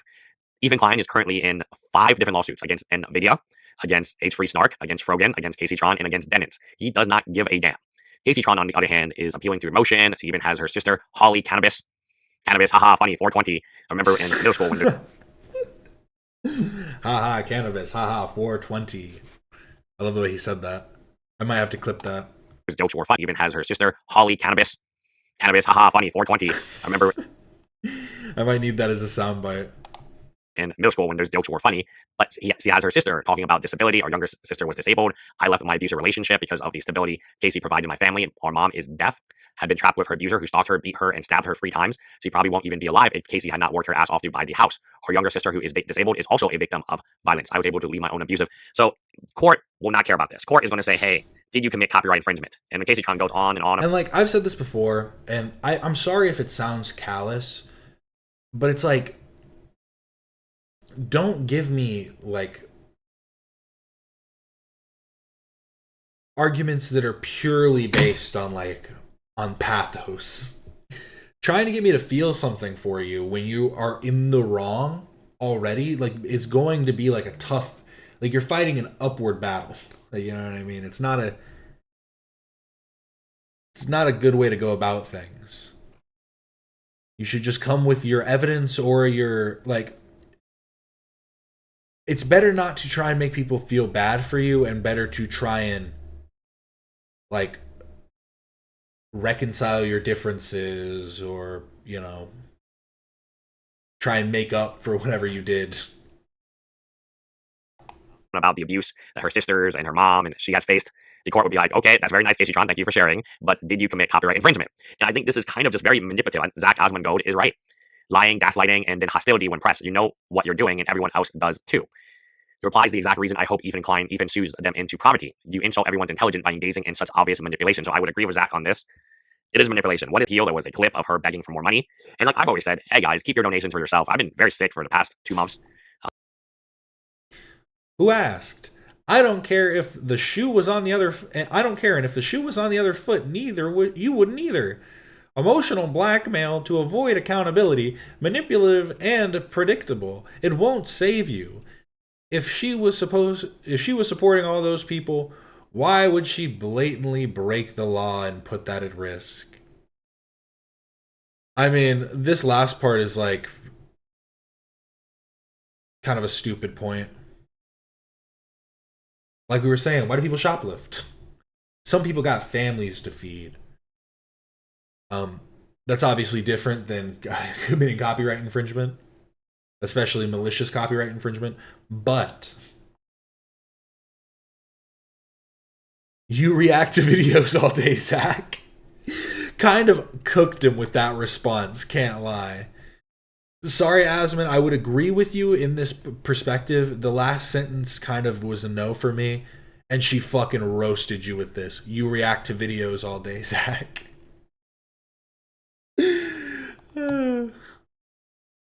Like, I know that she's saying it in reference to like the copyright infringement aspect, but I just think it's funny to use that as like you're a streamer. My daughter's actually sick with a fever today. I went to take her from daycare. That's my own shit. We all have our own shit to deal with. We all have to help ourselves before we can help other people. And if you do have money to donate, I would absolutely say donate to local charities where you can actually see the effects and specifically the people. That's a fair point. If you're in such a precarious situation, why do illegal stuff on camera? I mean, she's doing stupid illegal stuff too. Like when she was, what we saw yesterday of watching, I don't remember if it was Kitchen Nightmares or what it was. It wasn't Kitchen Nightmares. It was something else. But it was watching some show and then having a live, having a loop playing live. Like literally just a loop of a video of her sitting there. Shout out Willie Mac for that. I hadn't seen that talked about much. I wonder where that was, where he discovered that. Animals you are directly helping. This is emotional blackmail 101. Like, I do not understand them sharing these stories, which, in my opinion, as a lawyer, is completely irrelevant to the issue Klein is suing them. If Kaceyton really cares about her family or sisters, then she wouldn't risk committing copyright infringement. So you wouldn't know that Klein had gone to the copyright office and got it registered. I mean, it's not even negligence or recklessness. It's just arrogance. The arrogance of being a copyright infringer and continuing to do it. She's just lucky that those big movies, like Paramount Pictures, these big movie studios, don't really care about someone her size. Otherwise, they would sue her to the ground even worse than Ethan could because they would have more money to do so. Found you a new house in your price range. Again, the fact that she's raised so much money, and this is money that the people donating probably don't make in a year. This is more money than they make in a year. She's been able to raise by doing very little. Is just kind of our society in a nutshell. People using emotional blackmail, and I think that's the correct terminology. I think that's exactly correct. You did this to yourself and deserve it. Your family doesn't, but you do. Using your family to evade. Yeah, so the defense cannot be my family is poor and disabled and unwilling to work. That's not a defense to copyright infringement. I don't know what that's a defense for. I mean, I don't really know, but that's not a defense in the it's a moral defense if you want to like use that as your moral defense, but it is not a legal defense. And honestly, I think most people would say that it's a weak moral defense too. Legal sense. Maybe like I could see like if somebody was in a criminal and go to jail and then there was mitigating circumstances and you're like, oh well, I had to steal that loaf of bread because my family was starving. All right, I mean, I get that, but this is a civil lawsuit. Kaceyton definitely. Yeah, and that's also. I think that point also changes it completely because it's like you're like, yeah, it does switch it up. Has the money. How do we know Kaceyton has the money? He hired not one, but two different law firms. If Kaceyton was so stuck up on the money, so he would not hired Denin's law firm. Denin's law firm is incredibly expensive. I don't even need to know the bill, but I just look at their website, count the amount of lawyers, look at how they're dressed, and I can tell you, Denin's attorneys probably cost 10 times the cost of H3 Snark. H3 Snark went with an attorney that didn't even graduate law school. Like, this isn't me making this up. This is just fact. And then Frogan went with like a single lawyer law firm. Like, basically, Frogan chose probably like one of the cheapest lawyers in Los Angeles in the IP field to represent her. So in terms of H3 Snark, and I mean, you don't need to hire Denin's law firm in Los Angeles. You could have just rolled with the Missouri law firm. That's how I know she has extra money. Because you can just go with the lawyers that, like, I'll put it this way. People who have money hire extremely... Him showing Ethan's face right there is just perfect. Money. Because you can just go with the lawyers that, like... I'll put it this way. People who have money hire extremely expensive lawyers. People who don't have money cannot afford these expensive lawyers. So they don't hire them. So when you look at, like, Elizabeth Holmes, he had a fantastic legal team. When you look at Bernie Madoff, fantastic legal team. When you look at, like, various people, like FTX, right? His, I think, what Sam Bankman-Fried, his parents were law professors in Stanford. Excellent legal team. You need money to pay out these lawyers. Her legal team, the one in Los Angeles, is incredibly expensive. And the one in Missouri, it's called double billing because the one in Missouri has to talk to the one in Los Angeles all the time. And when they're on phone calls or emailing each other, those are billable hours. Kaceyton has chose the most expensive way to defend herself when there's nothing to defend. And maybe she is going to use up that $57,000. I guess we'll just have to wait and see. Oh, I did want to talk about this real quick. This will just take like literally half a second. My stream yesterday got claimed, and it was the weirdest claim I've ever seen. I can show this, right? This won't matter none. What if I go that? Yeah, so apparently, yeah, it's fine, I don't care. The stream from yesterday got claimed, but it got claimed for the John Zerka versus HS Tiki Taki fight video, and it was for the visuals of the fight, and I'm like, bro, I don't know if it's John Zerka or Tiki Taki, but my guess would be it was Zerka because he lost and now he's mad that people want to watch his video of him getting beat up. I don't know though. It says it was by some weird company. I don't know. It was some other company. Does it not show it on here? I can dispute it, but I'm not going to do that because I don't care enough. I guess I could do the dispute and it just take a few days. Yeah, I'll just do that, I guess. It's just so weird. Like, why? Why do you care that much?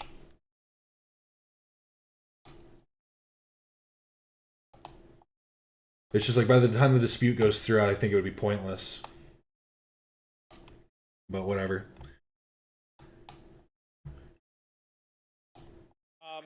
So this is WAPO's Taylor Lorenz on journalism. That's Washington Post. Taylor Lorenz on journalism and social media, misinformation, and feedback and harassment.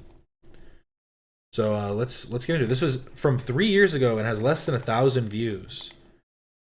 So I kind of wanted to see what this is. I saw a clip that was a newer, like basically repurposing of this that was like 20 seconds longer that had like an intro. And I was like, I'll just pull it from the original source because I'm pretty sure this is the Semaphore events. So I'm going to assume that this is the original posting. But let's hear what she has to say about social media, misinformation, feedback, and harassment. It's only 22 minutes. I actually will keep it a little sped up, probably. Let's see how fast we're going to keep at this, and we will, our goal is not comfortable conversations, it's the uncomfortable ones that are cool. So, and I think we're going to have some great conversation today. We're going to dive right in right now. Our first guest is Taylor Lorenz. You all know her as a columnist at the Washington Post covering technology and online culture. Prior to joining the Post, Taylor was a technology reporter at the New York Times, The Atlantic, and the Daily Beast. And joining her on stage is Ben Smith, co-founder and our founding editor-in-chief of Semaphore. Ben? Good morning, Taylor. Yeah, when he said uncomfortable conversations, he didn't mean that the mic should be on the wrong side.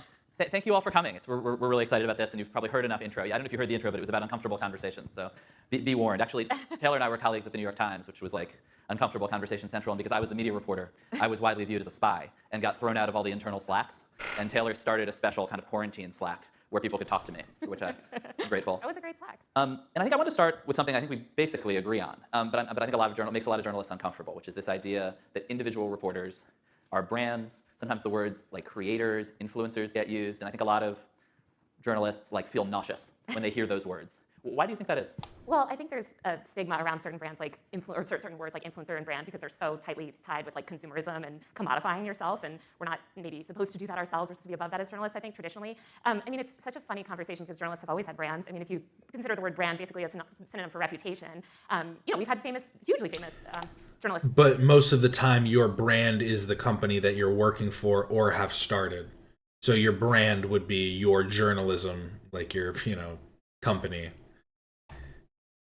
Being an influencer in the ways that you have like tried to make yourself more like available to the public as a journalist isn't necessarily wrong. It's about the ways in which you apply it. In the past, I think the difference now is that those journalists control the brands, right? Like they have more autonomy over their own brands and building their own brands versus the institutions. You get on CBS News. Yeah, do you think, I think you've been sort of the journalist most associated with making the case to the rest of us in some ways, that you should just suck it up, you're an influencer like everybody else. Do you feel like you're winning people over?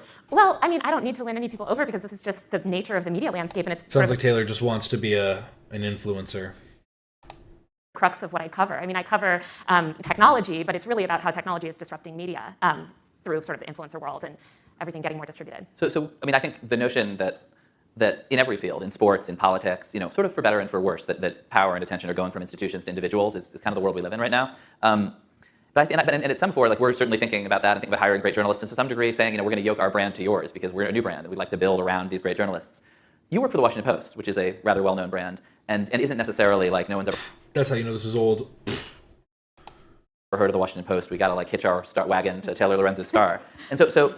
But I'm curious, how do you think about, and particularly when it comes to trust? I think in some sense when you say reputation, you're saying, trust me as a journalist, trust my voice. The Washington Post is a very kind of a classic institution that's saying, ignore who's writing it, ignore all the atmospherics, trust the Washington Post. How do you think about the relationship between those two things? Yeah, I would push back on I'd say that's a stupid perspective because, in short, the voices of the authors might be I guess you could say that they are they are at times censored, but that is to retain some level of authority to speak from. Because if they are just allowing opinion pieces and stuff that should be more fact-based, then you're going to see I feel like a lot more issues than not. On that, in the sense that I don't think that's been my experience at the Post. I think that, Woodward and Bernstein, right, two famous Post reporters. There's plenty of, Philip Brump, my colleague, I think has a very strong brand. Margaret Sullivan. I think the Post has actually been very good about sort of incubating talent. Of course, I'm honored to work for such a big brand, as you say. But in terms of establishing trust, we just see that people establish trust with individuals. And so you need to be accountable sort of in that way. It's obviously a dance. And I think it's also, I tend to focus on my authority to my beat, right? No one would trust me going off and covering, I don't even know, cars or auto, and I don't try and... You live in LA. True. But, I sort of hitch my authority to my beat and really establish trust there and don't try and, compete with the Washington Post to be the authority on everything. But do you feel a tension between asking people to trust you and sort of steering people toward, just trust the Washington Post? We have a set of standards, we have editors. It's not, ultimately it's not me. That's really the promise of the Post. Definitely. Do you feel a tension there? I'm not saying from a perspective of management or how the Post operates, but more from the audience perspective. Yeah, definitely. And I think we see these tensions play out a lot of the time in sort of different creator economy landscapes as well. I guess that tension doesn't manifest so much because it kind of depends story by story. My stories, people are trusting me for my stories. If they're going to trust the post-election coverage counter or whatever, it's not really my job to establish that trust. I'm more shoring up trust on a specific beat. Oh, we know that the Post is going to be good on covering influencers because they have Taylor Lorenz. Did you worry that if you make mistakes, you're burned? I don't think that's the way that most people look at, and honestly, that is the way that people should be dealing with journalism. Like, you should be looking at authors on any type of article that you're looking at, and like probably look for counter examples or see if they have bias, like bias that is easily noticeable. But again, I think that people like having these like staple outlets as a way of having like your like it's like having a level of consistency between the like different articles and claims made. Because yeah, there is editors, and like there are editors, and there are, you know, there is censorship that is done on the different topics and different you know, ways in which that you discuss those topics. So it's just kind of the way the cookie crumbles. And I do think that modern journalism is probably leaning towards social media. Like, you see a lot of social media journalists, people that do pretty good stuff, honestly, a lot of the time. And again, it's about the avenues in which you try and do your journalism, and stuff like going and talking to kids on Roblox probably isn't the best way to do it. But I don't know, that's just me. Burning the Washington Post's goodwill, the Washington Post's trust. You know, in some ways you have to be more conservative and more cautious at an institution like the Post? I think it's a complete two-way street on that, right? Not only do I have to be cautious of the Post's broader sort of brand, as you would say, or credibility, but the Post also, and any mainstream media institution, has to, you know, protect their reporters. And that's been something that I think we've seen a lot of traditional media struggle to do. The Post has been great, but, you know, we're sort of in this world now where we operate in concert with each other, so. Yeah, I actually do want to ask you about that in a second, but I think on the sort of biggest picture question about this, I think, because I think I sort of embrace it as a reality that people connect to individuals, to journalists, rather probably than primarily to a brand. She graduated with a degree in political science in 2007. Don't her and Hassan have the same, isn't that the same degree Hassan has?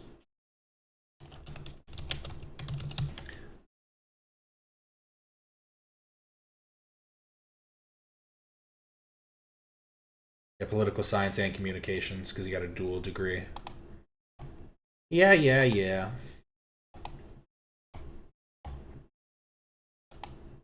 But aren't we fundamentally in this to tell other people's stories, not our own? Isn't there some kind of deep tension there? You know, it's so funny with that. I don't put myself in my stories at all. I think my stories resonate because of the content that I'm covering, but people don't know anything about me personally, and my life is not really, like, I'm not, you know, necessarily doing that. That's not to say, you know, there's amazing reporters, for instance, Kashmir Hill at the New York Times, right? Like, she's in a lot of her stories, but she uses that personal experience with technology to tell amazing, compelling tales. So I just feel like that's like a fluid thing, you know, in terms of like. And do you think you can draw a sharp line between the extent to which you do kind of, I mean, you're probably the most like extremely online reporter in America, or one of them, between the way you essentially tell your own story on social media and don't in a news article? I mean, do you think, because it seems to me a lot of readers probably see both. Do you think there's a sort of hard line between those? Well, I think, like, you know, look at sort of how content creators operate, right? Like, there's your content, there's what you produce, and then there's you maybe as an authority or a personality. Just the way in traditional media, the way this would have played out is like maybe you read, right? Then I read one of your articles on Politico, and then I see you giving commentary on CNN. It's you. It's just two different sort of products. And I guess I think of my journalism as one product, I guess, that I offer readers. Got it. Well, as a fellow content creator, I think let me move to something in this space that I think we probably disagree a little bit on, which is you talked about the attacks the journalists face, the importance of institutions standing by them, and there are people. I mean, I think you certainly, a lot of women face really like atrocious harassment that often crosses offline, but also really heated disagreement. And something that I've seen you tweet, and I sort of searched your Twitter this morning. You wisely delete tweets, so it doesn't go back that far. But you'd use the phrase "bad faith," yes, like more than I don't know, 15 or 16 times since you last deleted your tweets.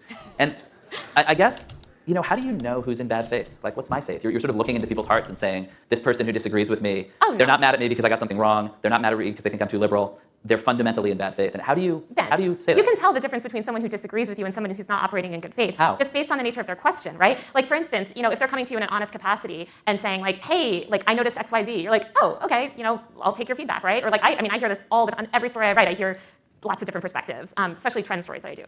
But if somebody's coming at you and they're making personal attacks, they're misrepresenting you, they're kind of actively participating in network harassment in the sense that you see them sort of retweeting other people that are just not there for constructive criticism. I think it's just, can you tell the difference between constructive criticism and not constructive criticism?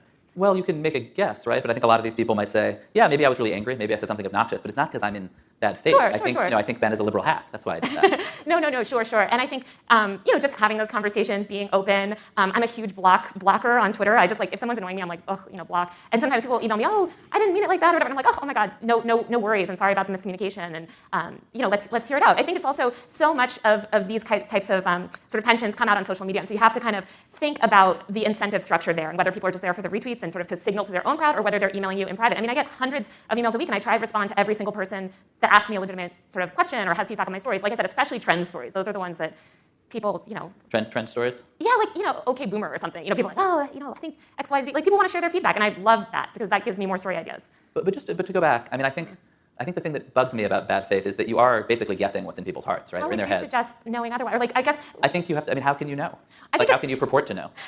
Well, I think it's quite obvious. I guess, again, it's of course, it's somewhat of a guess, but it's not a hard guess to make. I mean, of course, do people get it wrong? Sure. And maybe did somebody miscommunicate? Sure. But I mean, then. But if somebody is like, I mean, I saw people, there was an error. I mean, I kind of don't want to revisit the Oh, details, Lord. but there's an error in a Washington Post story. The person who the error was about, whether the post had followed them or not, was furious and being, not behaving at their best, I would say. But that, I mean, is that bad faith? Well, so let's consider that person's history, right, and the role that they played in Gamergate and Comicsgate, and let's also. Right, but you made an error about them. Like, of course they're mad. Well, there was an error in the story. Yeah, I'm trying to revisit but, that. Of course, which is but why why- not just say, like, you're not in bad faith? Like, I'm sorry we screwed up. Absolutely. That's why you're mad. And Ben, if you read my emails, you would see that's exactly what we did. Exactly. They did a really good job. I was trying to gather together what they're talking about because they didn't use any names there. But so she did a bad reporting and got something wrong, and I'm so confused as to what's she trying to say? Like, how can you know? Like, what? Yeah, this is 3 years ago. A week, and I try to respond to every single person. That huge blocker on Twitter. I just like, if someone's annoying me, I'm like, ugh, all the time. Every story I write, I hear lots of different perspectives, especially trend stories that I do. But if somebody's coming at you and they're making personal attacks, they're misrepresenting you, they're kind of actively participating in networked harassment in the sense that you see them sort of retweeting other It wasn't what you guys did in public. In public, you did. Right? I mean, yeah, regardless of the ways in which they respond, you did still do something wrong. Even if their reciprocation is wholly unjustified, you know what I mean? Or I guess not wholly unjustified. Sorry, I'm stretching. One of those good stretches. Oh, that cleared my head. Oh no.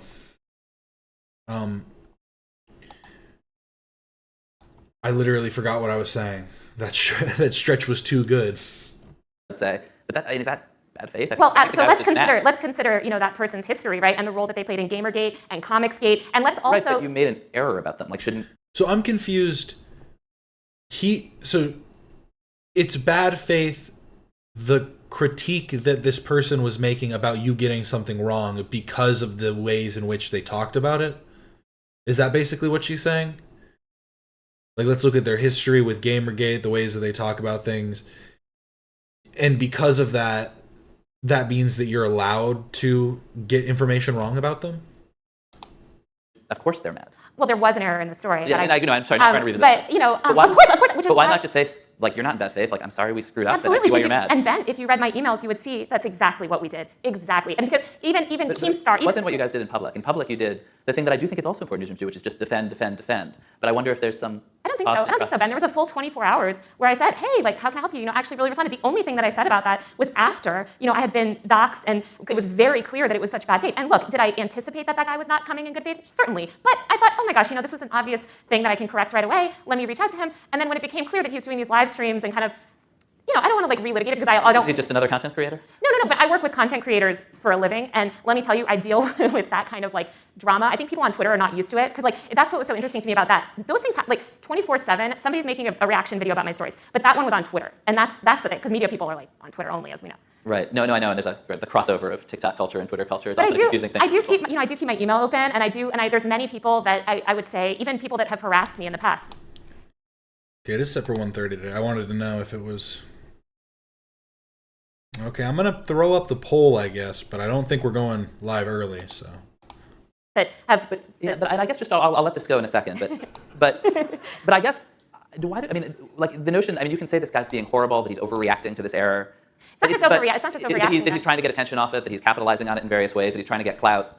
But how do you know if in his heart he's mad or not? If he's bad faith or good faith? That's the thing. He said that he wants to go to war with the media and destroy the Washington Post. That's probably half the people in this room. Of course, but I think that's true. I guess it just goes back to judgment. We as journalists use judgment every single day and sort of how we interact with people. All I can do is respond to people in good faith, send that email, say, hey, look, please, I want to work with you, especially in the case if we have an error, like I want to sort of correct that immediately. Now, if you come back with that, with this crazy kind of campaign and that continues for days, I'm going to assume, you're not there. Now, that said, would I shut him down if anyone wanted to reach out again? Of course not. I'm going to hear people out. But trust me, I've dealt with YouTubers for over a decade, and this is not my first rodeo.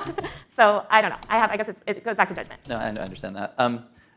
Do you think, I guess it's interesting because I guess I see journalism, when I see the term bad faith, mostly gets applied to right-wingers on the internet. And it's interesting because I think you're seeing it sort of in this Twitter versus YouTube, TikTok spectrum. But do you think, the critics of mainstream media, your critics certainly are mostly to the right. Do you think bad faith is primarily a right-wing phenomenon, or this kind of criticism? Like, do you feel like you have sometimes when people who love your work are sharing it, that they're in bad faith? I think bad faith can be, anyone can be in bad faith, right? Anyone can be kind of a troll or kind of do something in bad faith, sure. I think obviously a lot of more extreme figures on the right kind of play into that a lot, but I get criticism from all different types of people depending on the story, right? So I think ultimately you just have to have faith in your reporting. And I agree with you that bad faith is not the best term, but I haven't come up with a better one for it, so I guess I'm gonna keep posting it 16 times. Yeah, I guess what makes me nervous about is the notion you're looking into somebody's head or their heart and guessing what they think. I don't know. What's my mind? Good faith? Like most days? I don't know. You know what? I always give everyone the benefit of the doubt. I appreciate that. I feel like there was a moment there where you were like, is he in bad faith? I don't know. No. Just the fact that you're willing to have a conversation with me, Ben, shows me that you're not. You saved me at the times. Do you think that axis of like the blindness of those of us who live on Twitter to the largely, maybe primarily youth culture, but American culture of these other platforms is a huge blind spot? Yes, undeniably. I think, and look, I'm on Twitter all day. Okay, I'm not bashing journalists for being on Twitter. I think it's an incredibly useful tool, especially in media and politics. Sure. The problem is when, no offense, when old heads think that they have the in. You know what I mean? Because legitimately, you are going to these platforms and not understanding like the full scope of like what you're talking about. Like I don't think anyone's really like broken down why the Roblox what was it? The Roblox police brutality was like actually kind of like hilarious. And it's because somebody set up that game to be specifically like that. They set up that thing to have role-playing as protesters, role-playing as police. And then the police were allowed to do this. And who knows, maybe even they set it up where they get points based on like... It'd be more interesting to talk to like the developers and why they did it.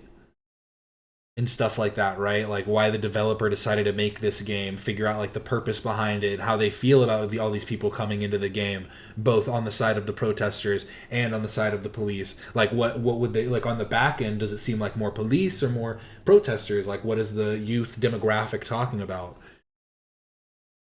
Like what do they seem to like agree with more? We all got shot by the police, frowny face. But yeah, exactly. It's just like the most hilarious stuff. You wish you were on it less? Me when I get shot by the police. How's my frown? I think it's pretty good. Off it for like 5 months when I was on book leave. I like go off and on, but I think that that's where these narratives emerge, and I wish that people spend a little bit more time on YouTube and TikTok because I think that they would have a better understanding of these online dynamics. You hear that? Spend more time on TikTok. I highly recommend also. And there was a great story, which we will not get deeply into now, about how the mainstream media totally missed where the roots of the recent Gru mania. It was all TikTok. There's one other, I guess, Twitter-related question that I wanted to ask about, just because this is, you tweet things and people are going to ask you about them, which is that you you and I probably have somewhat different perceptions of COVID risk in a way that makes no sense for us to debate for this audience and us being experts. But you tweeted that you don't listen to the blue check doctors on Twitter, and you shared an article from a. That wasn't the full tweet. Who consistently downplay. Maybe someone can throw the tweet out. A very important qualifying. Who consistently downplay long COVID or the virus's devastating long-term effects, and you shared an article from a magazine in British Columbia that. No. I shared Ed Yong. I actually shared 2 Ed Yong Atlantic articles in that. She should spend last time online, but what are you talking about? She wrote the book, Extremely Online, The Untold Story of Fame, Influence, and Power on the Internet. Book by Taylor Lorenz. she is extremely online. Read and said Ed Yong, my former colleague at The Atlantic, is an example of a really great person. And I also shared people like Eric Topol and other doctors. Right, but you shared an article as well as those from this British Columbia magazine that Angie Rasmussen, who's a fairly cautious academic on this, described as poorly sourced, grossly misleading, hyperbolic bullshit. And I guess, you know, Which, by the way, I actually, did you see my tweets about it as well? I totally agreed with Angie, and I actually shared all of that kind of like breakdown about that piece. But I guess, but let me sort of ask the question, which is, I think you have a somewhat different belief about how scary long COVID is from a lot of the establishment, not everybody. Yeah. And journalists just spent the last 2 years pushing social platforms to listen to blue check doctors and often to delete the accounts of people who don't. Well, and I guess I wonder, do you think there ought to be somebody, some executive, mid-level executive at Twitter, kind of looking at Angie's tweet, looking at your thread, saying, should we suspend Taylor? Should we delete Taylor's account? I mean, basically, like, who ought to make that decision? Well, Who's a legitimate voice? I don't know why me retweeting an article from another journalist would come on me. I didn't even have the most viral tweet. I mean, another fellow journalist. But a lot of journalists spend a lot of time pointing to people who Did she really just about say, what about them though? Level executive at Twitter, kind of looking at Angie's tweet, looking at your thread, saying, should we suspend Taylor? Should we delete Taylor's account? I mean, basically, like, who ought to make that decision? Well, Who's a legitimate voice? I don't know why me retweeting an article from another journalist would come on me. I didn't even have the most viral tweet. I mean, another fellow journalist. But a lot of journalists spend a lot of time pointing to people who, to my view, had insane views about COVID early on, who were sharing sources that Angie described that way, and a lot of them got suspended, a lot of them got their accounts deleted. And there's a huge movement. There's a huge wave of coverage of, well, journalists, non-journalist people who were sharing, non-experts who were sharing, you know, Alex Berenson type people who were sharing, I don't know if misinformation is what you're well, talking about, right? things that experts thought were misleading bullshit. Yeah, and I know. I think if you share that, should there be some Twitter executive making a call about you? Well, I mean, I think it's a really big difference between sharing a link to a legitimate, very respected news organization. It was a random magazine in British Columbia. Maybe random to some people, but it's certainly, I think, among certain Canadian media, well known. And I retweet probably hundreds of articles a day. I thought it was interesting, and I actually couched it and then said, this article sort of like doesn't, as we all do as journalists, like doesn't really meet the bar for certain things, but I do think it speaks to certain COVID things. I'm extremely high risk with COVID, right? I don't want to get so into my medical background, but I think a big conversation, especially around the return to work stuff, has been journalists such as myself, and there are many within these newsrooms, being left out of the conversation. For instance, being sort of shut out, and not just us, but also the stories that we tell, and whose stories do we tell. Ed Yong has done an amazing job, I think, of really walking that line. I'm certainly not a health reporter, but as somebody that has great expertise in chronic illness and dealing with a lot of these things personally, I certainly retweet articles. Yeah, and I'm not looking to debate this. I certainly retweet articles. Yeah, but again, it's about the substance of those articles, and and that honestly didn't have anything to do with the question that he was asking. Regardless of if it's you or not, does anybody really have, like, who has the grounds to make the decision on when retweeting should be banned? I think was the question that he was asking. Or judge your sort of perceptions, or your views, or assert mine. But I guess I wonder, do you worry that we went too far, or that journalists went too far in saying, social media platforms ought to enforce a scientific consensus that right now you don't totally agree? I've certainly never said that. And so you think they should have left the Alex Berensons of the world on Twitter? I mean, I think there was a huge takedown of Angie's thread, right? And so I think... there's a debate, right? But I think early in COVID, and I thought this was wise, Twitter employees went and deleted people's accounts who debated with people like with Angie.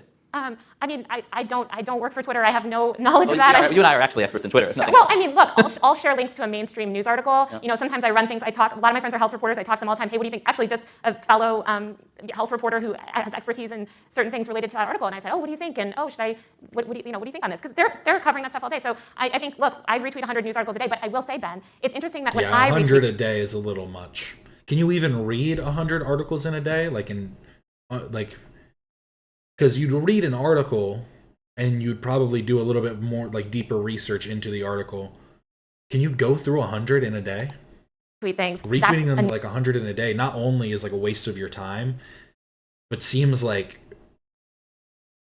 not a good thing for a journalist. Like, it feels like you're probably just retweeting random things. News cycle, whereas another blue check journalist does the same, tweet the same thing. The blessing and the curse of being a brand. Exactly. Exactly. Well, thank you for thanks for putting up with me and my mixed faith. Thanks. Ben. What a great conversation. The show still doesn't have a title or a thumbnail. I will say, once this is over, I'm gonna have to get into a grind mode because I'm trying to sell some cards, make some moolah before Christmas. Need some extra cash. So I'm trying to price all of the cards that I have and take them to a collector's store. Here, I'll show you my best stuff. The problem mainly is I don't have anything graded, and not having anything graded then obviously reduces the value by a lot. But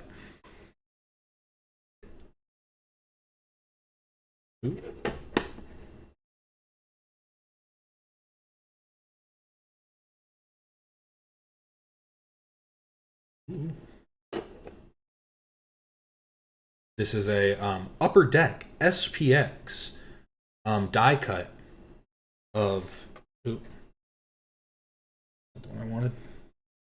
That's just the Alex Rodriguez one. This one's a Derek Jeter. It's all right. It's actually not worth that much, but it's a Derek Jeter.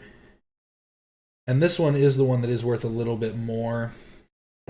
And it is the Allen Iverson. There we go, the Allen Iverson. And the real thing is this one is my holy grail. My holy grail right here. My holy grail.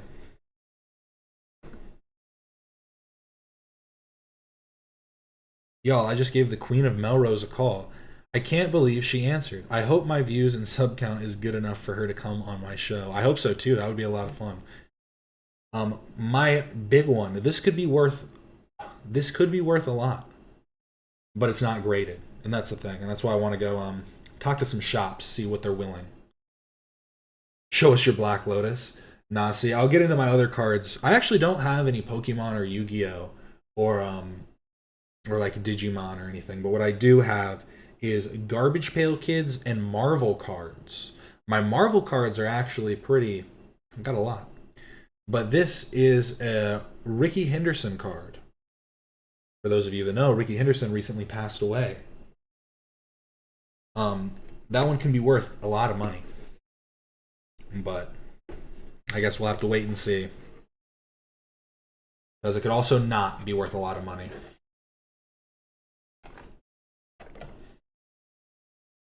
You guys like Garbage Pail Kids?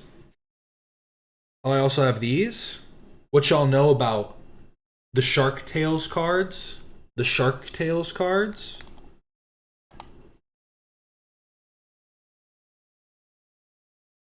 Look who it is. Ha. Ha.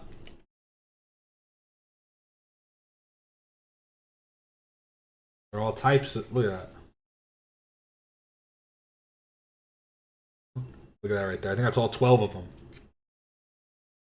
1, 2, 3, 4, 5, 6, 7, 8, 9, 10, 11, 12. 12 out of 12 cards. The full set. We got a thumbnail and title? Oh, we did. It's happening. What do we think that means? Did they settle? Did they make a settlement?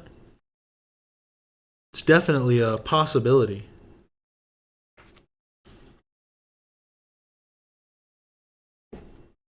Just got another phone call. So I actually have a lot of Marvel cards. Here, I'll show them off. Who's a big fan of Marvel? Who's a big fan of Garbage Pail Kids? I don't know why I couldn't think of the name. I have more Garbage Pail Kids somewhere. I'm trying to figure it out. Clickbait the house.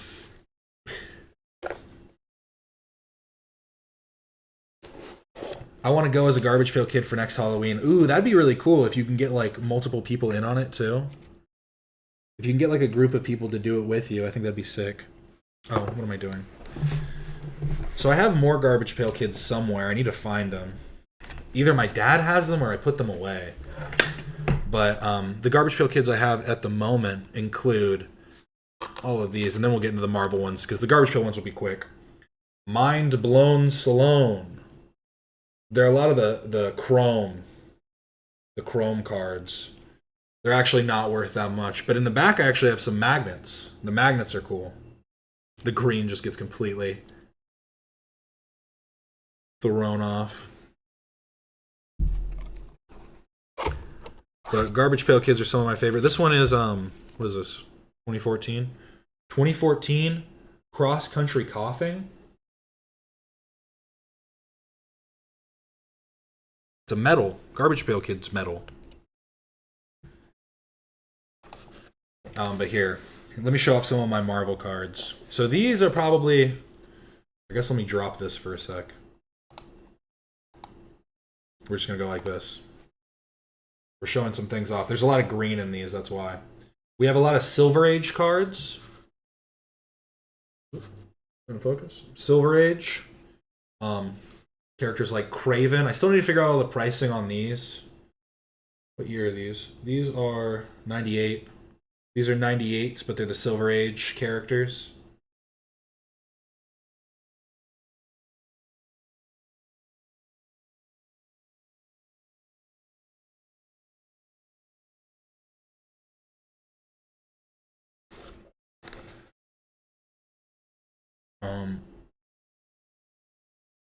I'm pretty sure it's about the Bahamas birthday poker. That is probably the best guess if I had to make a guess. See, I went through these ones already. I need to go through these because I have a bunch of Spider-Man. The Spider-Man are the ones that I have the most of, and that is the truth. Oh, why isn't chat working? Oh, it's because it's behind me. There we go. That works.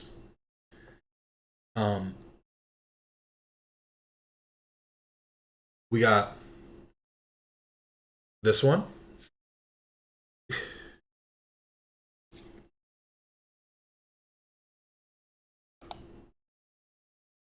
Guys, I'm at the OB and I love these visits because of getting to see my baby, but I get so anxious every time.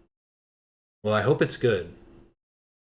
And I hope the anxiety washes away, sending peace and love.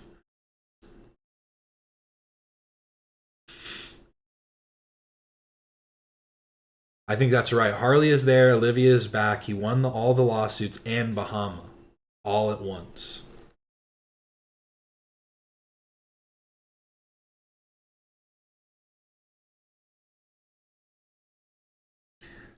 Garbage Pail Kids are the... Ooh, you want to see my best Garbage Pail Kids stuff, actually? I'm trying to think of what cards are best in here. Most of these ones are just Spider-Man.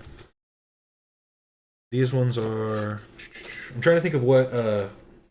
like kind of, I don't have full sets, but I have a lot from different sets. So these ones are the 93 Marvel Masterpieces, and they have characters like Punisher.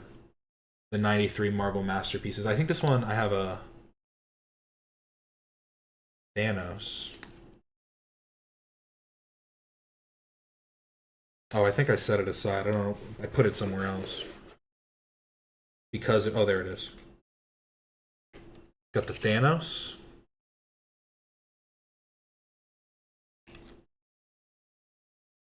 I had a good Doctor Doom. Got Beast, Mephisto, Nightcrawler.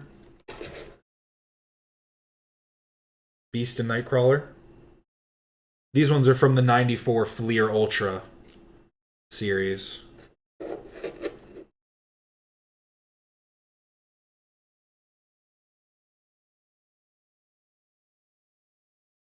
And Oliver Tree rides on the Gatsby. I hope we get all of those things in the episode today. We deserve it. We've earned it. But here, let me show you the best Garbage Pail Kids thing I have. And tell me if you guys remember these at all. Where are they?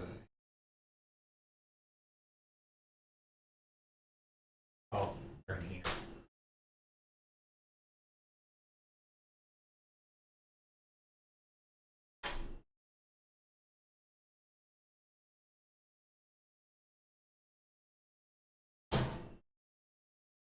So, first things first, the Toxic Avenger, shout out. Pretty good little figure. The OG Toxic Avenger. This ain't no Peter Dinklage.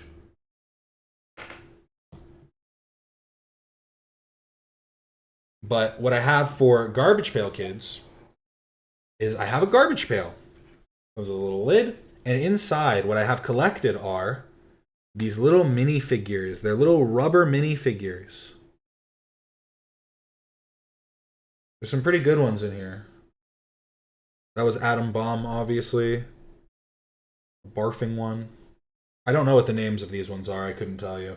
I know they are from actual cards, and so I could actually figure it out, but I haven't taken the time to do it yet. Got a little fly. Look at her. Isn't she sweet? I forgot how many of these were green. I'm glad I turned this off. A lot of these are green. Ooh, I got. Here's two good ones. Got werewolf and Dracula. And werewolf's in his undies.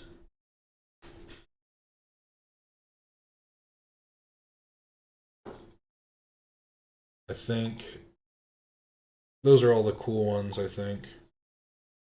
Oh, this one's kind of interesting. Rounding out the year here, guys. Thank you all so much for watching. I really do appreciate it. Remember to like and subscribe if you haven't already. Here's a little pretzel for you to go. It has been so much fun. Remember to like and subscribe if you haven't already. I do this every Monday, Wednesday, Friday, Tuesdays too. I'm starting to do more streams here and there. I really do appreciate it. This is Captain Quasar signing off.